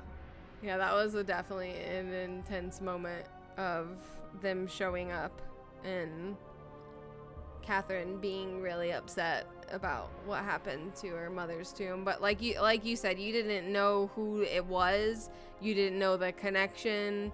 You didn't understand any of that. So you just thought, uh-oh, I kicked in the wrong door.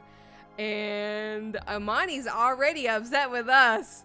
So... Right. And I was thinking that in character, but I was also thinking of out of character. I was like, oh shit. This What is did the I day do? we get kicked out of the entire city. Not just Imani's domain. You had me fooled in character and out. That's great. Yeah, I mean, I didn't want to reveal, like, because Ronaldo could have, like, told you guys what was happening, but I was like, I don't want to reveal it yet. I want the others to show up and it'd be like, everyone's just distraught and none of you guys know why. And there's these just really old vampires that are all, like, really sad and crying and soppy, and you're all like... Because like I said, with that emotion, too, is like, okay, they're sad right now, but is that sadness going to turn into anger in a few minutes? Yeah. And are they going to turn their little happy witch vampire asses around and be like, motherfucker, I'ma kill you now? I think that's why we all just backed away. We were like, back it up. I kind of love the moment where Nyx was like, took Sparta with her, and then like she backed up with Alejandro, and just like, we're backing up together, guys. Let's go. We're not a threat. Don't kill us. Don't hurt Yeah. us. We didn't mean to. Yeah, no, I thought it was really funny. I loved watching you guys react to that, and it was hard for me to not like giggle and stuff. I was really trying to like channel Imani because she was really serious. And I was like, okay, be serious. Don't laugh at these vampires that are like cowering like little children. Like, but I don't think I would want to go up against Imani, to be honest with you. Absolutely not. No, Especially thank you. since we'd already pissed her off. No, thank you. Yeah, no. All No, five thank of you. those vampires, as they were crouched over there crying, could have been waiting that few minutes that it takes for their blood to turn into crazy poison shit and just turn around and spit on your face. Like, Yeah. done. Literally done. Over. Because that's the scary thing about Tremere is a lot of their powers, like, they manifest, like, invisibly. Like, they're invisible. Like, you don't realize that they're doing something that's about to be deadly until they do it. And then you're like, oh, okay, this is happening. Their powers are a little bit scary. Like, legit. Even, like, the wards and the rituals and those things, like, those are more physical because it does take them, like, 5-10 minutes to, like, it's like magic. Just like other types of magic. So it takes a little bit to, like, actually do everything. But a lot of their disciplines, they just focus and concentrate for a few minutes and then they can do it. Like, they can look at you and kill you. They don't even have to move. Like, they can kill vampires that way, not just mortals. So they can turn your blood, and it's called, like, cauldron blood or something like that. They can turn your blood into, like, a poison that boils from the inside and kills you. Fun stuff. Yeah. Tremere are freaking cool, though. Super fun stuff. I like Tremere a lot. They're very mysterious and scary. They're very unpredictable. That's what I like about them. So I feel like a lot of the other clans are a little bit more predictable in, like, what they can do and, like, maybe even what they will do, especially, like, in a combat situation. But the Tremere are a little different in that sense. They don't fight like you would expect. And maybe one day we'll meet some Malkavians and learn about their mysteriousness too, because they can do some pretty unique things. The Malkavians just chill, though. They don't want no part in all of the shit going on in this city. They're just No, they really don't. They're like, living their we lives. actually are good guys. Like, we be vibing over here. We're fine. We don't want none of these problems. We're just gonna, like, be listening to our voices in our heads. Okay?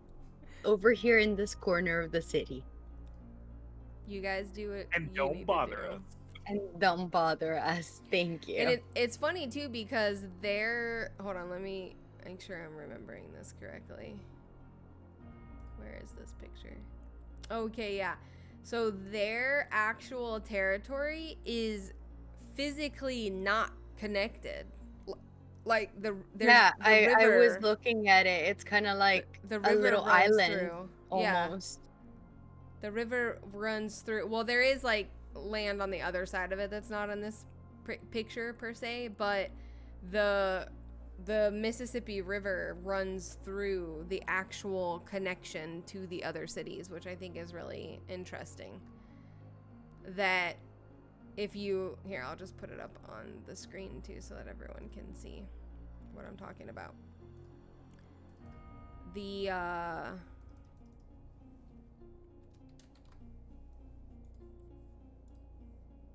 It's gonna be huge. Okay, let's make it not huge. So here, this is the Mississippi River that runs through. So it's like they're actually disconnected from the other territories, which I think is pretty interesting. They're not just emotionally disconnected, they are also physically disconnected. Like, we're just gonna chill on this island over here. Don't bother us. Yeah, leave us alone. Especially probably now that all this shit's going on, they're probably like, yeah, we definitely don't want anything to do with you guys. Just, that's too much drama. We don't want none of this shit. They're all like chill namaste people. Namaste over here. Y'all do your thing over there. Oh, no. But I am excited to introduce those, which they might show up at whenever this will be, which will probably be a few sessions from now. You might meet a couple of them at the Galeo Sisters event. Because the Galeo Sisters usually invite like all of the top-notch people to come to their event. So it's like an invite-only party. Not all of the vampires in the city are just welcome to come and join the festivities. It's an invite. Your name's got to be on the list, baby. So that might be a good opportunity to introduce them in a way where it's, because the politic sense of it, like, they really aren't involved, as you can see. Obviously they would have showed up by now with everything that's been going on. So it seems more for it to be like a social event for them to like show up and you guys get the chance to meet them in character. It makes more sense that way. So whenever that is, I don't even know. And probably in a few sessions, you guys will be going to this weird art thing. Oh, I cannot wait That's gonna be for fun. Memsy's and Steve's character to have to be there. Yeah, it's gonna be interesting. I cannot wait. It's gonna be interesting if you guys are even invited. True. We'll see. We'll see how Ashley is feeling that day. Depends on how badly we fuck up between now and then. Exactly. Let's see how you guys do in the next few sessions, and if you decide to piss the Galeo sisters off in any fashion, then you might not be invited. But they probably would invite you just as like newcomers, be like, come. They definitely would be much more excited about Nyx being there than you guys probably. But I feel like that's just the common theme with them. They haven't been excited about you at all. Like, nope. Penelope was straight disgusted at Alejandro, so. And Ashley literally scoffed at me. True, she did scoff at and you. made me adjust my shirt. Like, oh. It's so like, oh, sorry. I think that it would be funny if, because I feel like Sparta would probably do this more than Alejandro. Is like, if you guys know you're going to the Galeo sisters, he like comes out and he's like dressed much nicer than like he's ever been dressed. Like he has like a really nice shirt on with like nice slacks or something, like, and everybody's just like, the hell are you wearing? He's all dressed nice. We're going to the Galeo sisters. I thought I should look nice. I feel like he would do something funny like that, just to try to fit in a little bit better.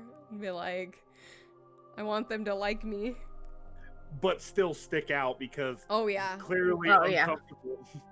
Yeah, he's uncomfortable, but he also just sticks out because he's physically he's big. He's a big guy. He's like that, like Lev. Lev sticks out just because of his size, like not necessarily any features about him. He's just big, and that's kind of how Sparta is. He's just a big burly dude that you can't help but look at because you're like, oh wow.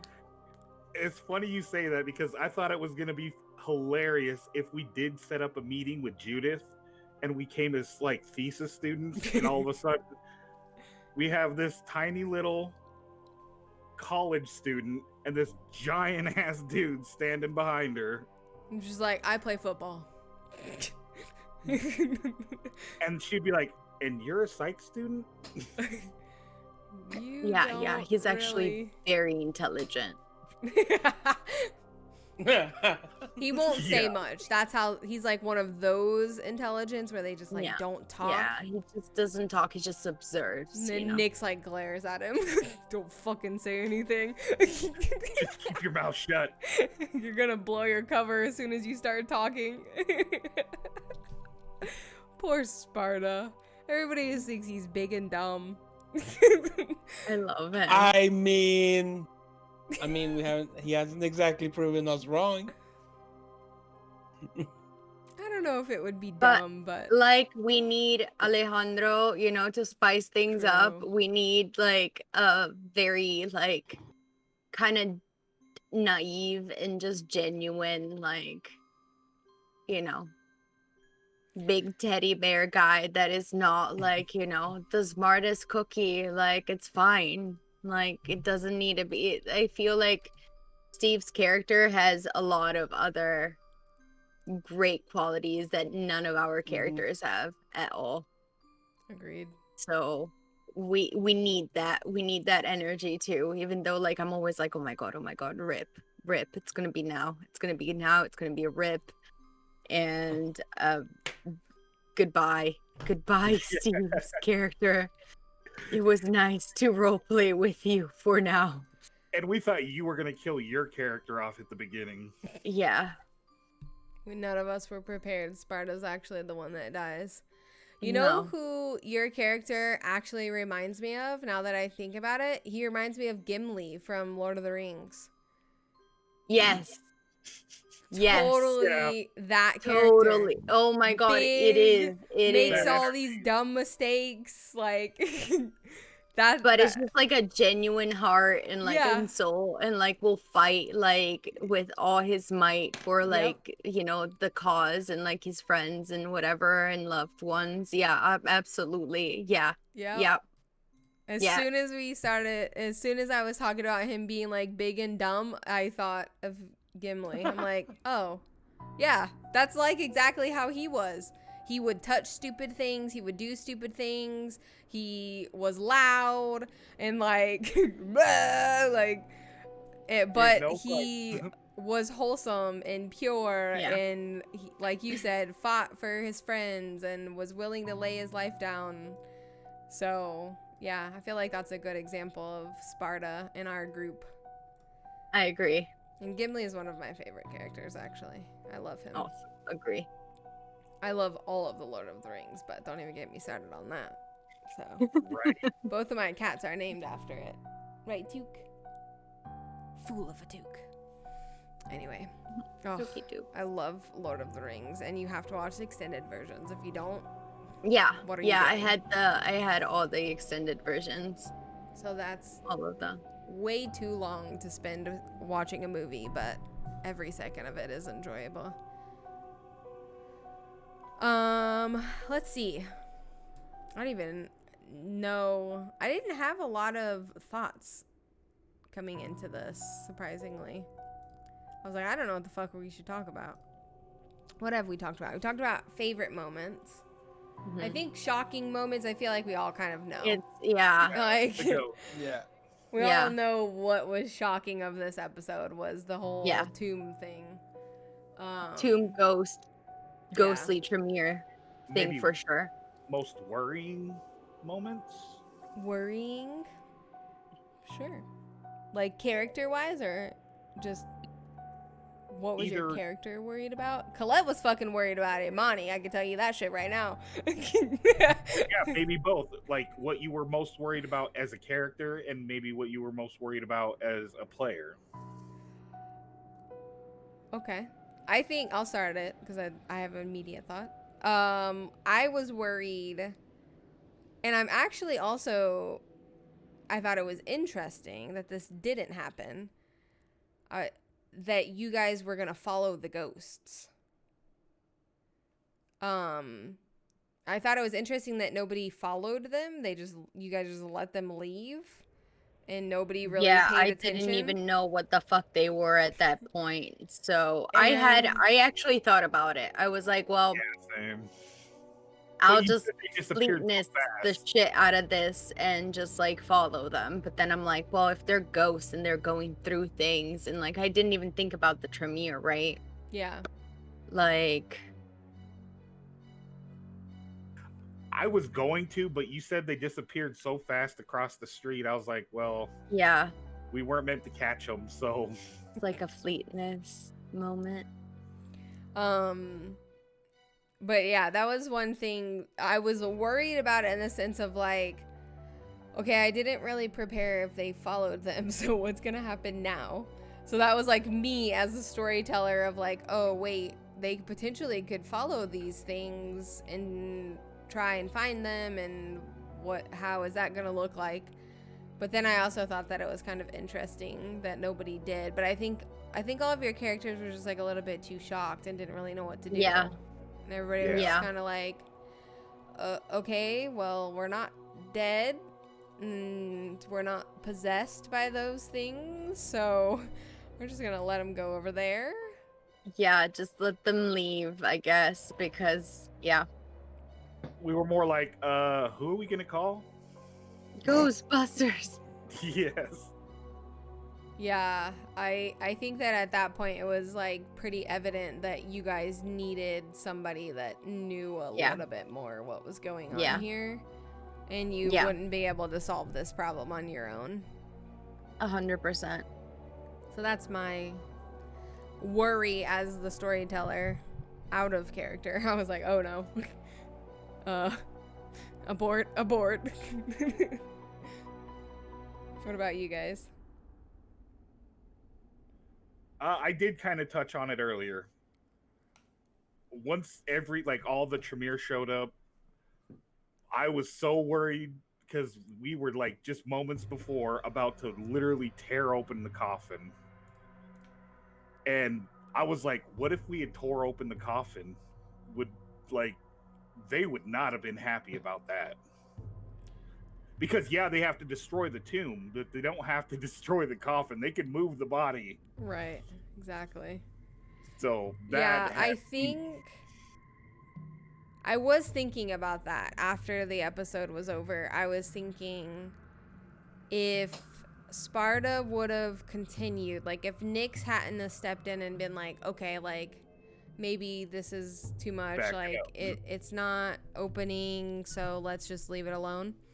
And if you would have continued and possibly even damaged that or the body itself in what you were doing, because shit can go wrong with rolls and you could have a bestial failure and now you've just fucking broke this entire casket in half or some shit.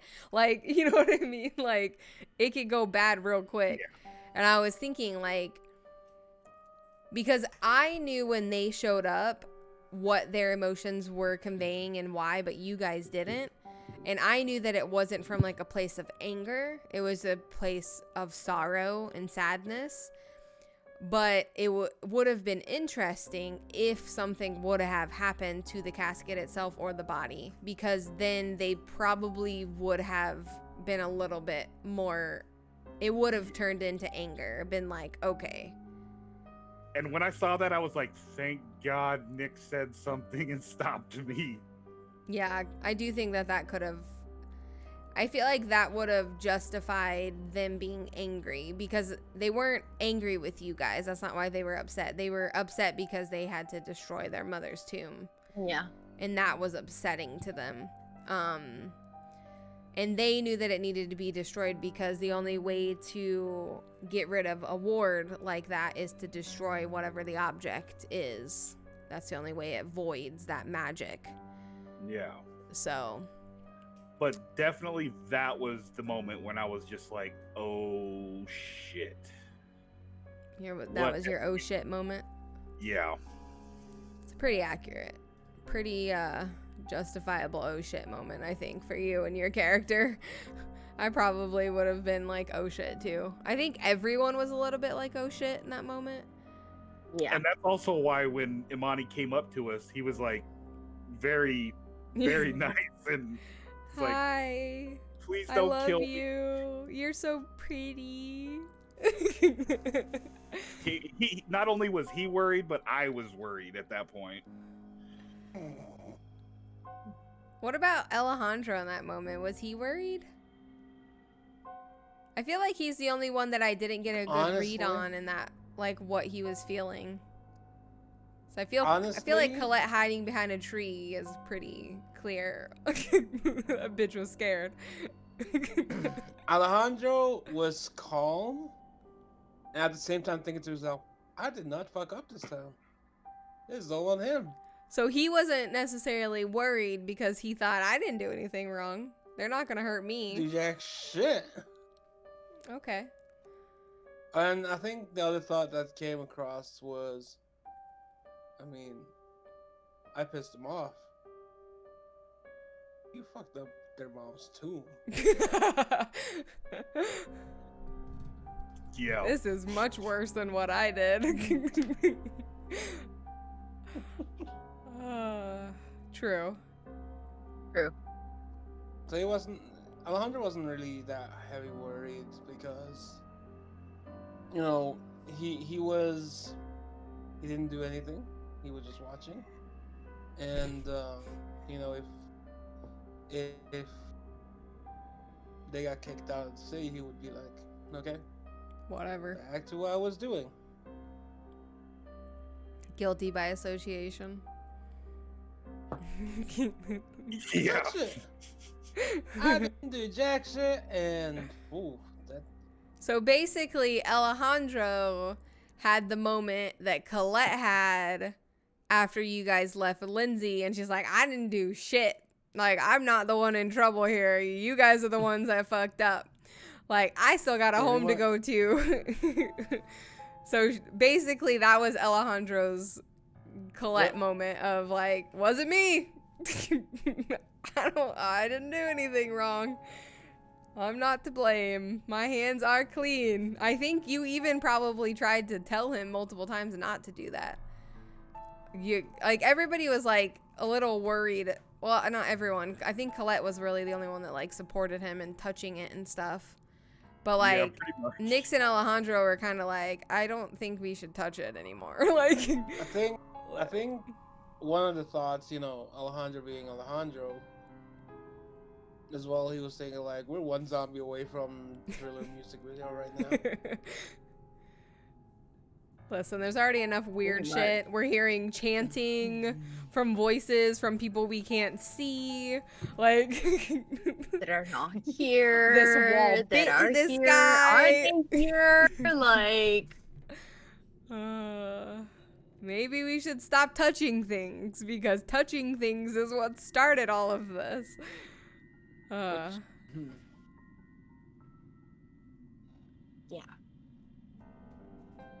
Our What win. about what the most Motherfucker. Stop. Stop that. Look at my curtain. This Uh, is why we can't have nice things. what about the most Okay. surprising moment? Well, Well, Finn, yeah, what was I your think it worry or oh shit moment? my Did you have worry- one? Well, That wasn't- as a player, not as like, well, obviously, like, again, worry, like, I was just like, okay, we're fucked. Like, I was worried on the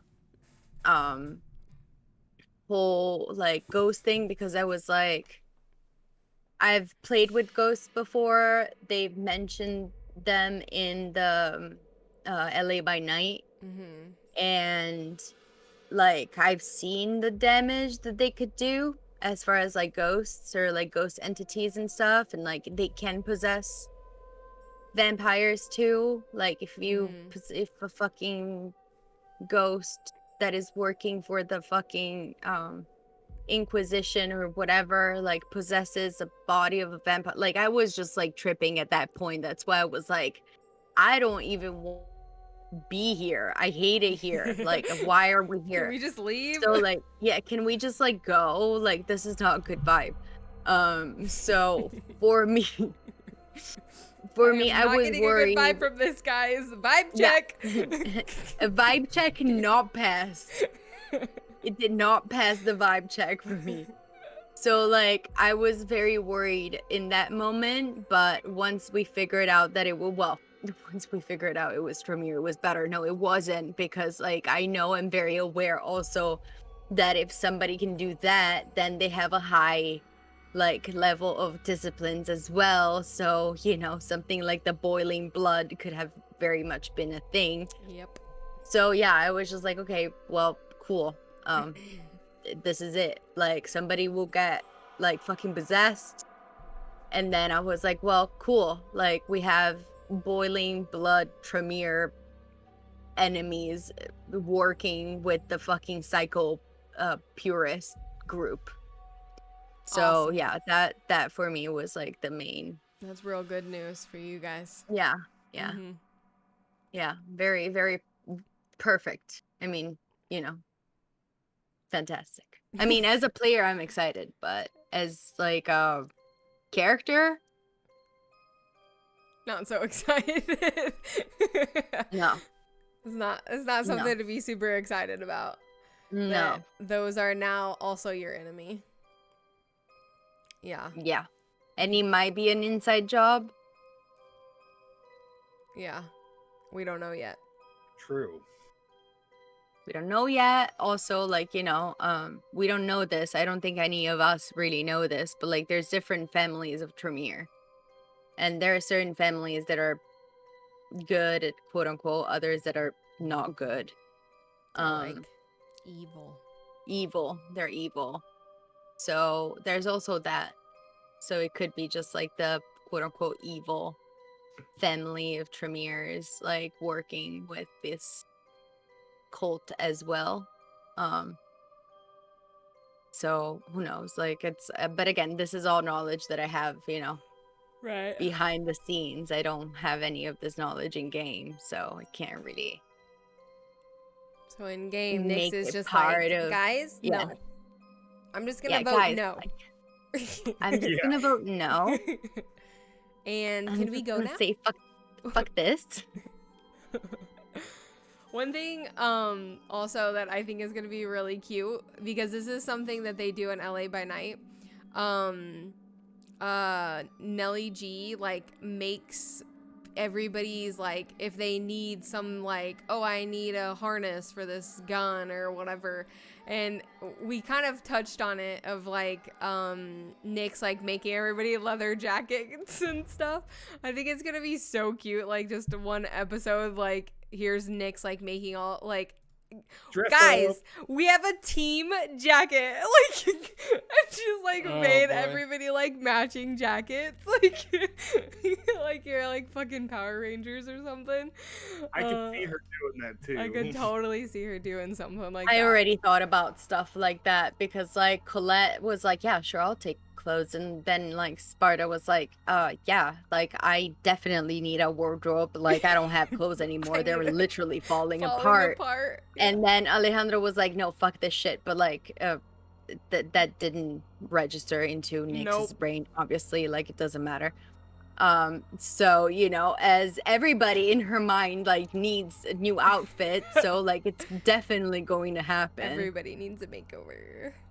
So yeah, I'm just waiting for the episode when all of our characters wake up and slowly start making their way into the common area, and there's like Nyx like with outfits like laid out. And we're like, okay, Clay, here's yours, and like oh my god, it's gonna be fucking amazing. I love it. Oh boy. I like how Colette's like, you don't like clothes? What's wrong with you? Like, yeah, no, I know. I loved that moment so much. It was so fucking funny. I was like, well, she has kind of a point, honestly. Because, like, yeah, obviously Colette's not like, she's not like Nyx or Ashley or any Torador really when it comes to like fashion, but she's like, I still like to look nice, like. Just because I'm a Bruja doesn't mean I have to look like shit. True, exactly. And considering the fact that her girlfriend is Ashley, I would say Colette probably has nice style. Like, let's be real. Ashley probably would have whipped her into shape in her wardrobe department. Like, she's probably wearing some fashion or some designer out like pieces here and there. It's just not the flashy stuff that you would see like Ashley or Nyx or Penelope wearing. It's just more low-key. But yeah, how I envision Colette is like a fashionable, like kind of like grunge leather jacket, black jeans, probably like black ripped jeans, boots, probably all black on black on black. Mm-hmm. Like, he probably wears very little color And if it is color, it's probably like really dark colors, like dark blues and dark purples and dark reds and shit. But yeah, I feel like she would be pretty fashionable. She just wouldn't be fashionable, like flashy fashionable. Yeah. She wouldn't look like that. I need 1 second, guys. I really have to use the bio break. Go for it. Yes, go for it. But yeah, in comparison to Sparta, I feel like all of us are probably pretty fashionable. Because I think Sparta is definitely like a old backwoods, wear your jeans till they fall apart. And then you buy new ones. You got the same jeans for like 6 years. Yeah. I mean, Alejandro. He has his leather jacket, a black t-shirt, some black jeans, and some sneakers. Yeah, and that's like a Doesn't mean classic anything look, else. honestly. That look never died since it came Mhm. out. It never died. Like, it Mhm. is sleek. It's a sleek look. Yeah. So- it's ageless. Timeless. Yeah. Timeless. Ageless. Timeless. Timeless, yeah. I guess. There's Timeless. actually, I will show you guys. I guess I could show it to you on the computer, but I'll show it this way.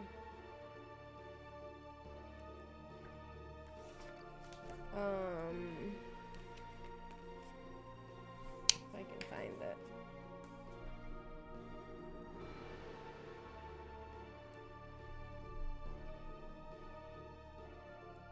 Oh, no, I don't think it was in here.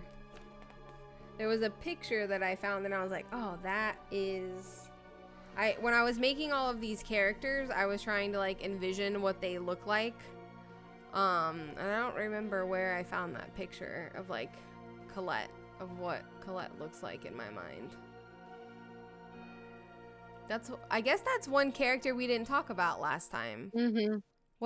How do you guys envision Colette? I don't know. Do we have like she's white, right? Or what? No, she's What? mixed. She's mixed? Yeah. Okay. So yeah, I I have think here, I'll read her original. This was from the first episode. She's petite but muscular. So she's Mhm. not very tall, but she has a very muscular frame. I just wrote caramel skin. That's how I like to classified mixed. I think it's a really beautiful description. And then she has short brown hair, and the right side of her head is shaved, and she has like a design shaved into her hair. Arwen, I will literally kill you with my bare hands. Stop. I won't kill her, guys. It's fine. And then she has bright brown eyes. She usually wears leather jackets, torn jeans, and boots. That's literally what I wrote.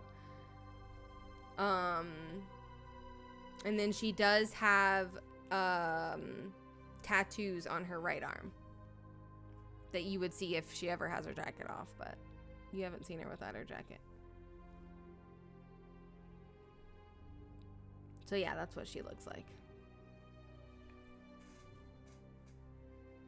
Yeah, maybe I was imagining something like Michelle Rodriguez. You know, from Fast and Furious. Okay. I feel like that would actually be pretty accurate. Yeah. And that energy. Michelle Rodriguez Yeah, has, that energy, yeah. She's got some Because, badass like, she's not energy. like big or whatever, but like she's very muscular, super tough. Mm-hmm. Very Like, masculine, like presenting kind of energy. Mm-hmm. Yeah, I feel like that would be pretty accurate for her.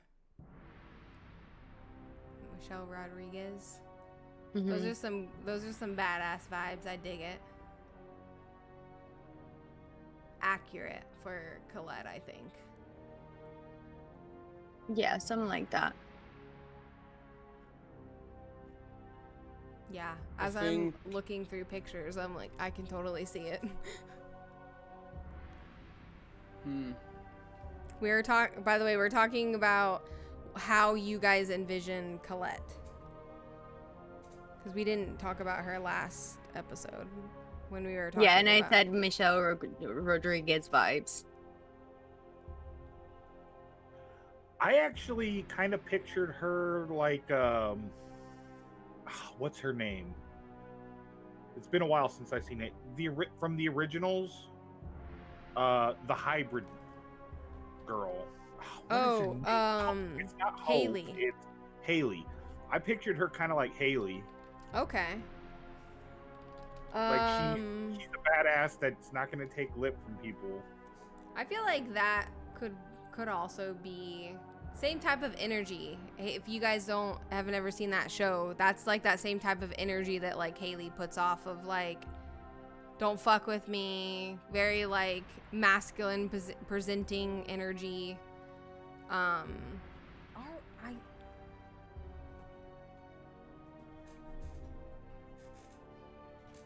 Arwen's about to catch some hands. Arwen is about to catch the hands for sure. Yeah. And you fucking. Why are you like this? You're gonna sit with me. You're in timeout. No. No more. You're gonna sit right here. No more. Look at the camera. Hi, baby. Hi. Oh my god. Bad today. The look I'm of terror on her so face right there. She's like, She's like, "Save Mom, me." this is not fair. She's so mad. Like, Anyway. I can't. Yeah, I feel like Haley would be a good example too. Yeah, that's what I kind of envisioned when I think of Colette. Yeah, no, I just thought about Michelle Rodriguez, and I wasn't even sure because I didn't remember the caramel collar. Mm-hmm. And then when you said it, I was like, yeah, no, then definitely Michelle Rodriguez. Yeah, for sure. Yeah. Because she's mixed too. Or I don't know if she's fully like Latina, but She's got that pretty caramel skin. she has that tone. Really, really pretty skin tone. I wish I had that skin. It's so pretty. If it was in the sun a little bit more, I would be more like that than like this fucking I'm like see-through white.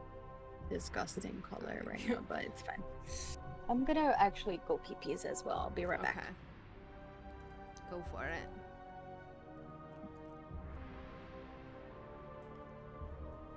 She's actually happy.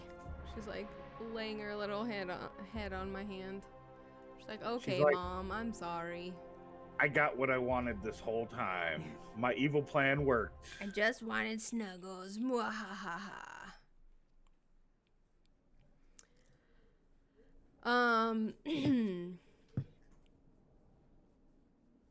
Anything else you guys want to cover in regards to this episode?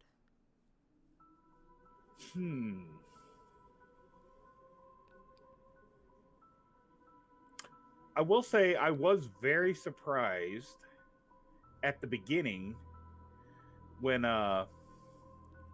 Alejandro just kind of opened up to Nyx and was like offering that. Like, I wasn't expecting that at all. Like, I expected them to go at it. And then when he shot at her, I was like, okay, now we're getting back to normal. This is what I expected. But just him, like I said, like, my favorite part was the beginning when there was, like, everybody was having the bonding moments. Yeah. I just didn't expect it from Alejandro. Mm-hmm. I expected a little more of conflict between them. I think that it was also a little unexpected that he offered to, like, teach her. Right. Because previously he was trying to pawn her off to the Galeo sisters. When he talked to Colette, he was like, you know, maybe you can talk to Ashley and Ashley can help Eden at that point, but they can help her learn how to use these abilities. But now he's like, you know what, I'm gonna take matters into my own hands and I'm gonna teach this girl a few things. And I thought that was interesting. That way of thought kind of came after the Ram truck incident, because Right. that's obviously the cop side of Alejandro coming out and showing like busting these guys is gonna be easier, make life a whole lot easier for us if we can make him talk. True. And True. these guys ain't gonna work if they're dead. The shot, that was obviously a way for Alejandro to trigger a skill, and he wasn't aiming at any vital points. He was aiming for the shoulder or the arm or something. That Right. non lethal shot. Yeah. Sparta and Colette were not happy about it. They're like, "What the fuck are you doing?"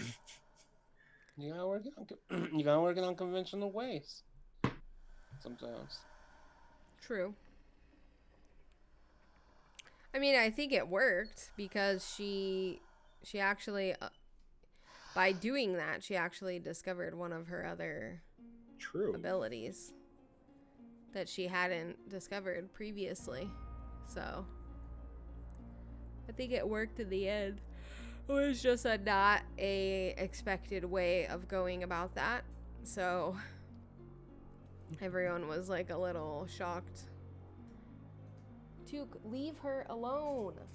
She has to eat too. My cats are being bad today. Arwen's scratching up the thing. Tuke won't let her eat. Go away, fatty. It's not just for you. He's not even hungry. Like, he does this all the time. He just doesn't want her to eat. Yeah. Like, leave her alone. Look at him. He's like, okay, I'm gonna go over here and scratch this thing. Oh, cats. They got a mind of their own. Well, I can't necessarily think of anything else to cover. So we'll wait for Finn to come back and see if she has anything else that she wants to add. Another thing would probably be when like Alejandro just grabbed Colette and backed off. After And Colette took left that my shot. ass in the. Hey guys, I had to try them on. Ooh. Oh. I love it. Right? It looks so cool. It Yeah. does. So trippy. What color They- are those? They're like green and hazel. Okay, yeah. Yeah. What? Ooh, I'm excited. I'm excited to see the whole look now. Yeah, I'm excited. And then I have another wig, so I can also like Play around. use another one too. Yeah. Oh, hell yeah. I dig it. Oh, man. I needed to try it. I never tried color contacts before. They look cool. They You do. look so different just with the contacts. Like, I can't. It's gonna look crazy with the wig too. Like, you're definitely not gonna look like you. Like, even those eyes are kind of freaking me out. Right? And it's so trippy. Like, Finn, is that you? I know, right? It's kind of crazy, but yeah, I love it. It's weird. I never had contacts in my eyes before. Do they feel funny? They're not uncomfortable, but like, they're color contacts, so like they're not perfect. Like there's part of the pupil that I feel like it still perceives like some of the dots of the colors. That kind of like diffuse. You're gonna get like a tunnel vision type thing, and you gotta notice it quite often. I've noticed it quite a bit. Just remember one thing. What? Not more than 3 to 5 hours. You can't use that more than that, because it's gonna start straining your eye. And it's kind of funny because in the last session I wore them most of the time. And I felt it the next day. My eyes were actually hurting, like on the upper side of my No, I need to go get the cases and like the little thing to like put them, Mhm. like the content lens water anyway. So I was gonna get like natural like tears, you know, so that it doesn't dry up your eye Yeah. too bad and stuff like Yeah. that for like the occasion. Can help Yeah. with eye strain probably too. Yeah. Make sure that everything's working properly. Well, they Yeah. look awesome. Yeah, I can't get over how trippy they look. I'm excited to see the whole look. Could you guys imagine if Jenna were to wear contacts and having to change contacts every single character she would play? That would be Every time I insane. switch a character, I'm like, hold on, and then I come back, I'm like, That would be crazy. Like, wait. no, it's funny because I've thought about like I want to like dress up more, but I'm like, who would I dress up as? Unless I just dress up as Colette, and Yeah. that's like who I am as default. And I'm like, but I play so many characters. So many. I Yeah. play vampires, I play humans, I play all sorts of things. So I play ghosts. So I'm like, who would I really dress up as? Like the only go-to I would probably do is just my default would be dressing up as Colette and then portraying that character. But I also feel like it might get a little confusing if I dressed up, because then it's like I'm playing so many different characters, so I feel like looking neutral is better. Yeah, I than agree. taking on a certain character, you know? I agree. Oh, one thing that I want to talk about real quick. Is Yes. there anything else in regards to the session that you guys want to talk about? I don't know. I think I'm satisfied with everything we've talked about. Same. Yeah. We pretty much touched on everything. All right, cool. So one thing that I wanted to just discuss with you guys and anyone here that's lurking and listening is, I mentioned this before Finn joined us, is on we have our new YouTube channel that's there. And one thing that I would like to do just occasionally, you know, because obviously we all have our own lives and things that we do. But occasionally I would like to do little one-shot sessions on specifically designed for our YouTube. So our YouTube channel is called Night Prophecies, and I named it that so that we can have the freedom to create other cities, other coteries, really anything that we want to, and we can just funnel it all underneath that Night Prophecies title. And an idea that I had with this was it would be really fun for us every now and then to do little one-shot campaigns. And this is also, we could bring in other people if we wanted to. Other people could try storytelling. Like, we can experiment with lots of different things. And we can start venturing into other tabletops, like the werewolf edition that World of Darkness has. And it could be a little spin-off, but it doesn't have to be this long thing that we do every week like we do with our main story. But it could just be one little one-shot story that we do that either is related to our story or not at all, whatever we wanted. Just completely self-contained. Yeah, exactly. Because there are loads of amazing campaign styles out there. Like, obviously, the huge one, D&D, but there's actually a really cool cyberpunk tabletop, just saying. Oh, yeah. Cyberpunk was originally a tabletop. And there's it's like one of the edition. oldest. Yeah, it is. It's 1988. Yeah, it was the year I was born. Yeah. Yeah. So, same age as I me. played Cyberpunk. Like, Cyberpunk is super cool. Yeah, so it would be super fun to, every now and then, you know, it might not be something that we do a lot of, but if we're feeling like we want to do something fun and cool and different, do a little short campaign, one-shotter for our YouTube channel, and that can be something different and cool that we kind of throw in there. And like I said, because I get to role play too, being the storyteller, but it would be nice to be a player. You know what I mean? Yeah, like, of course. And not be in charge of everything. So I was like, oh, this would be a fun way for me to kind of have that time to like sit back and enjoy the story as a player instead of enjoying it as a storyteller. So we could possibly have either somebody come in and be the storyteller or one of you guys be the storyteller.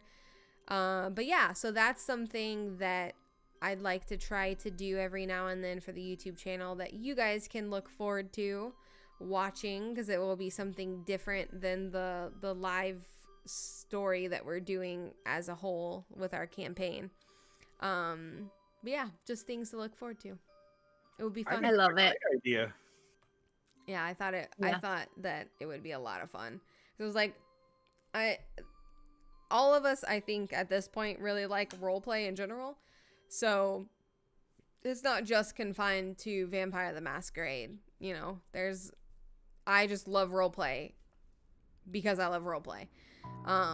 So I would love to explore other avenues and see what kind of fun things that we can come up with and do some other fun little adventures here and there. Oh, hell yeah.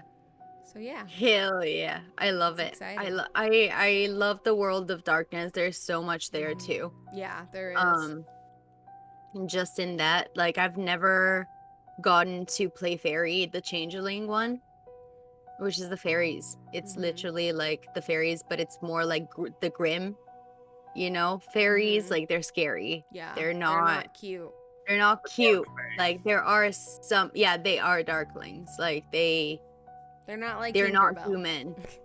And they're not vampires that were human. And even the changelings that changed into fairies because they spent too much time in the fairy world, in the fae, like, they're not human at all. So it's very intriguing as far as like what can come up from that too. And like, there's a Call of Tulu too. There's so many cool things. Like, Yeah. I was actually, what made me think of this was yesterday, I was watching a one-shot campaign that World of Darkness did on their YouTube channel for, apparently they have Vampire the Masquerade, I'm gonna mess up the name, The Companions? What is it called? Something like that. But essentially, they have made, it's like an extension of the version 5, and it includes 3 brand new clans. I didn't even know this existed. It just came out. Oh, it's the compendium. The Is compendium, that what I think. it is? I can't remember what it's Yeah. called. Well, it's not like new clans. They just brought back like the ones that were missing. And I think it's Simisi that is in there for sure. I remember I downloaded the compendium already, and I was excited to see Simisi. And I don't remember the other two. I don't know the names. But I could look definitely Simisi is in there. But yeah, And so I honestly always loved Simisis, but they're very, like, if you're not doing a Sabbat, like, campaign, they don't exist, really. yeah, right. So, but that would be like, those clans wouldn't necessarily come into play in our campaign. Oh, no. But like, that could be a fun thing that we could do as a one shot, to play these other clans, you know what I mean, that our characters wouldn't run into in our world. But it would be a fun little one shot that we could do. Bless you. Excuse me. Bless you. And I was like, ooh, this is something like fun and different that we could do. But yeah, anyway, you guys can keep an eye out for it, and I'm sure we'll advertise it when we actually do one, if the time comes. But that's the nice thing about having the YouTube channel, because that's something that we can just do outside of our role play, record it, you know, one weekend. It might be a shorter session than our actual live sessions, but it'll just be this fun little one shot we can do and explore other types of role play and outside of this main story. Kind of like we did with our starter one shot. Exactly, yeah. So, super fun. I'm excited for all the things that are happening and coming up. So, I think we'll go ahead and wrap it up there. You guys can find us for our next session, where we will be continuing the night of the last episode on Saturday at 6 p.m. Yes. Yes. Yes. Over 6 p.m. on Fenice's channel. We will be there. And thank you guys for hanging out and chatting with us. We'll talk Bye, to you guys. guys then. Bye. Bye, guys. Adios.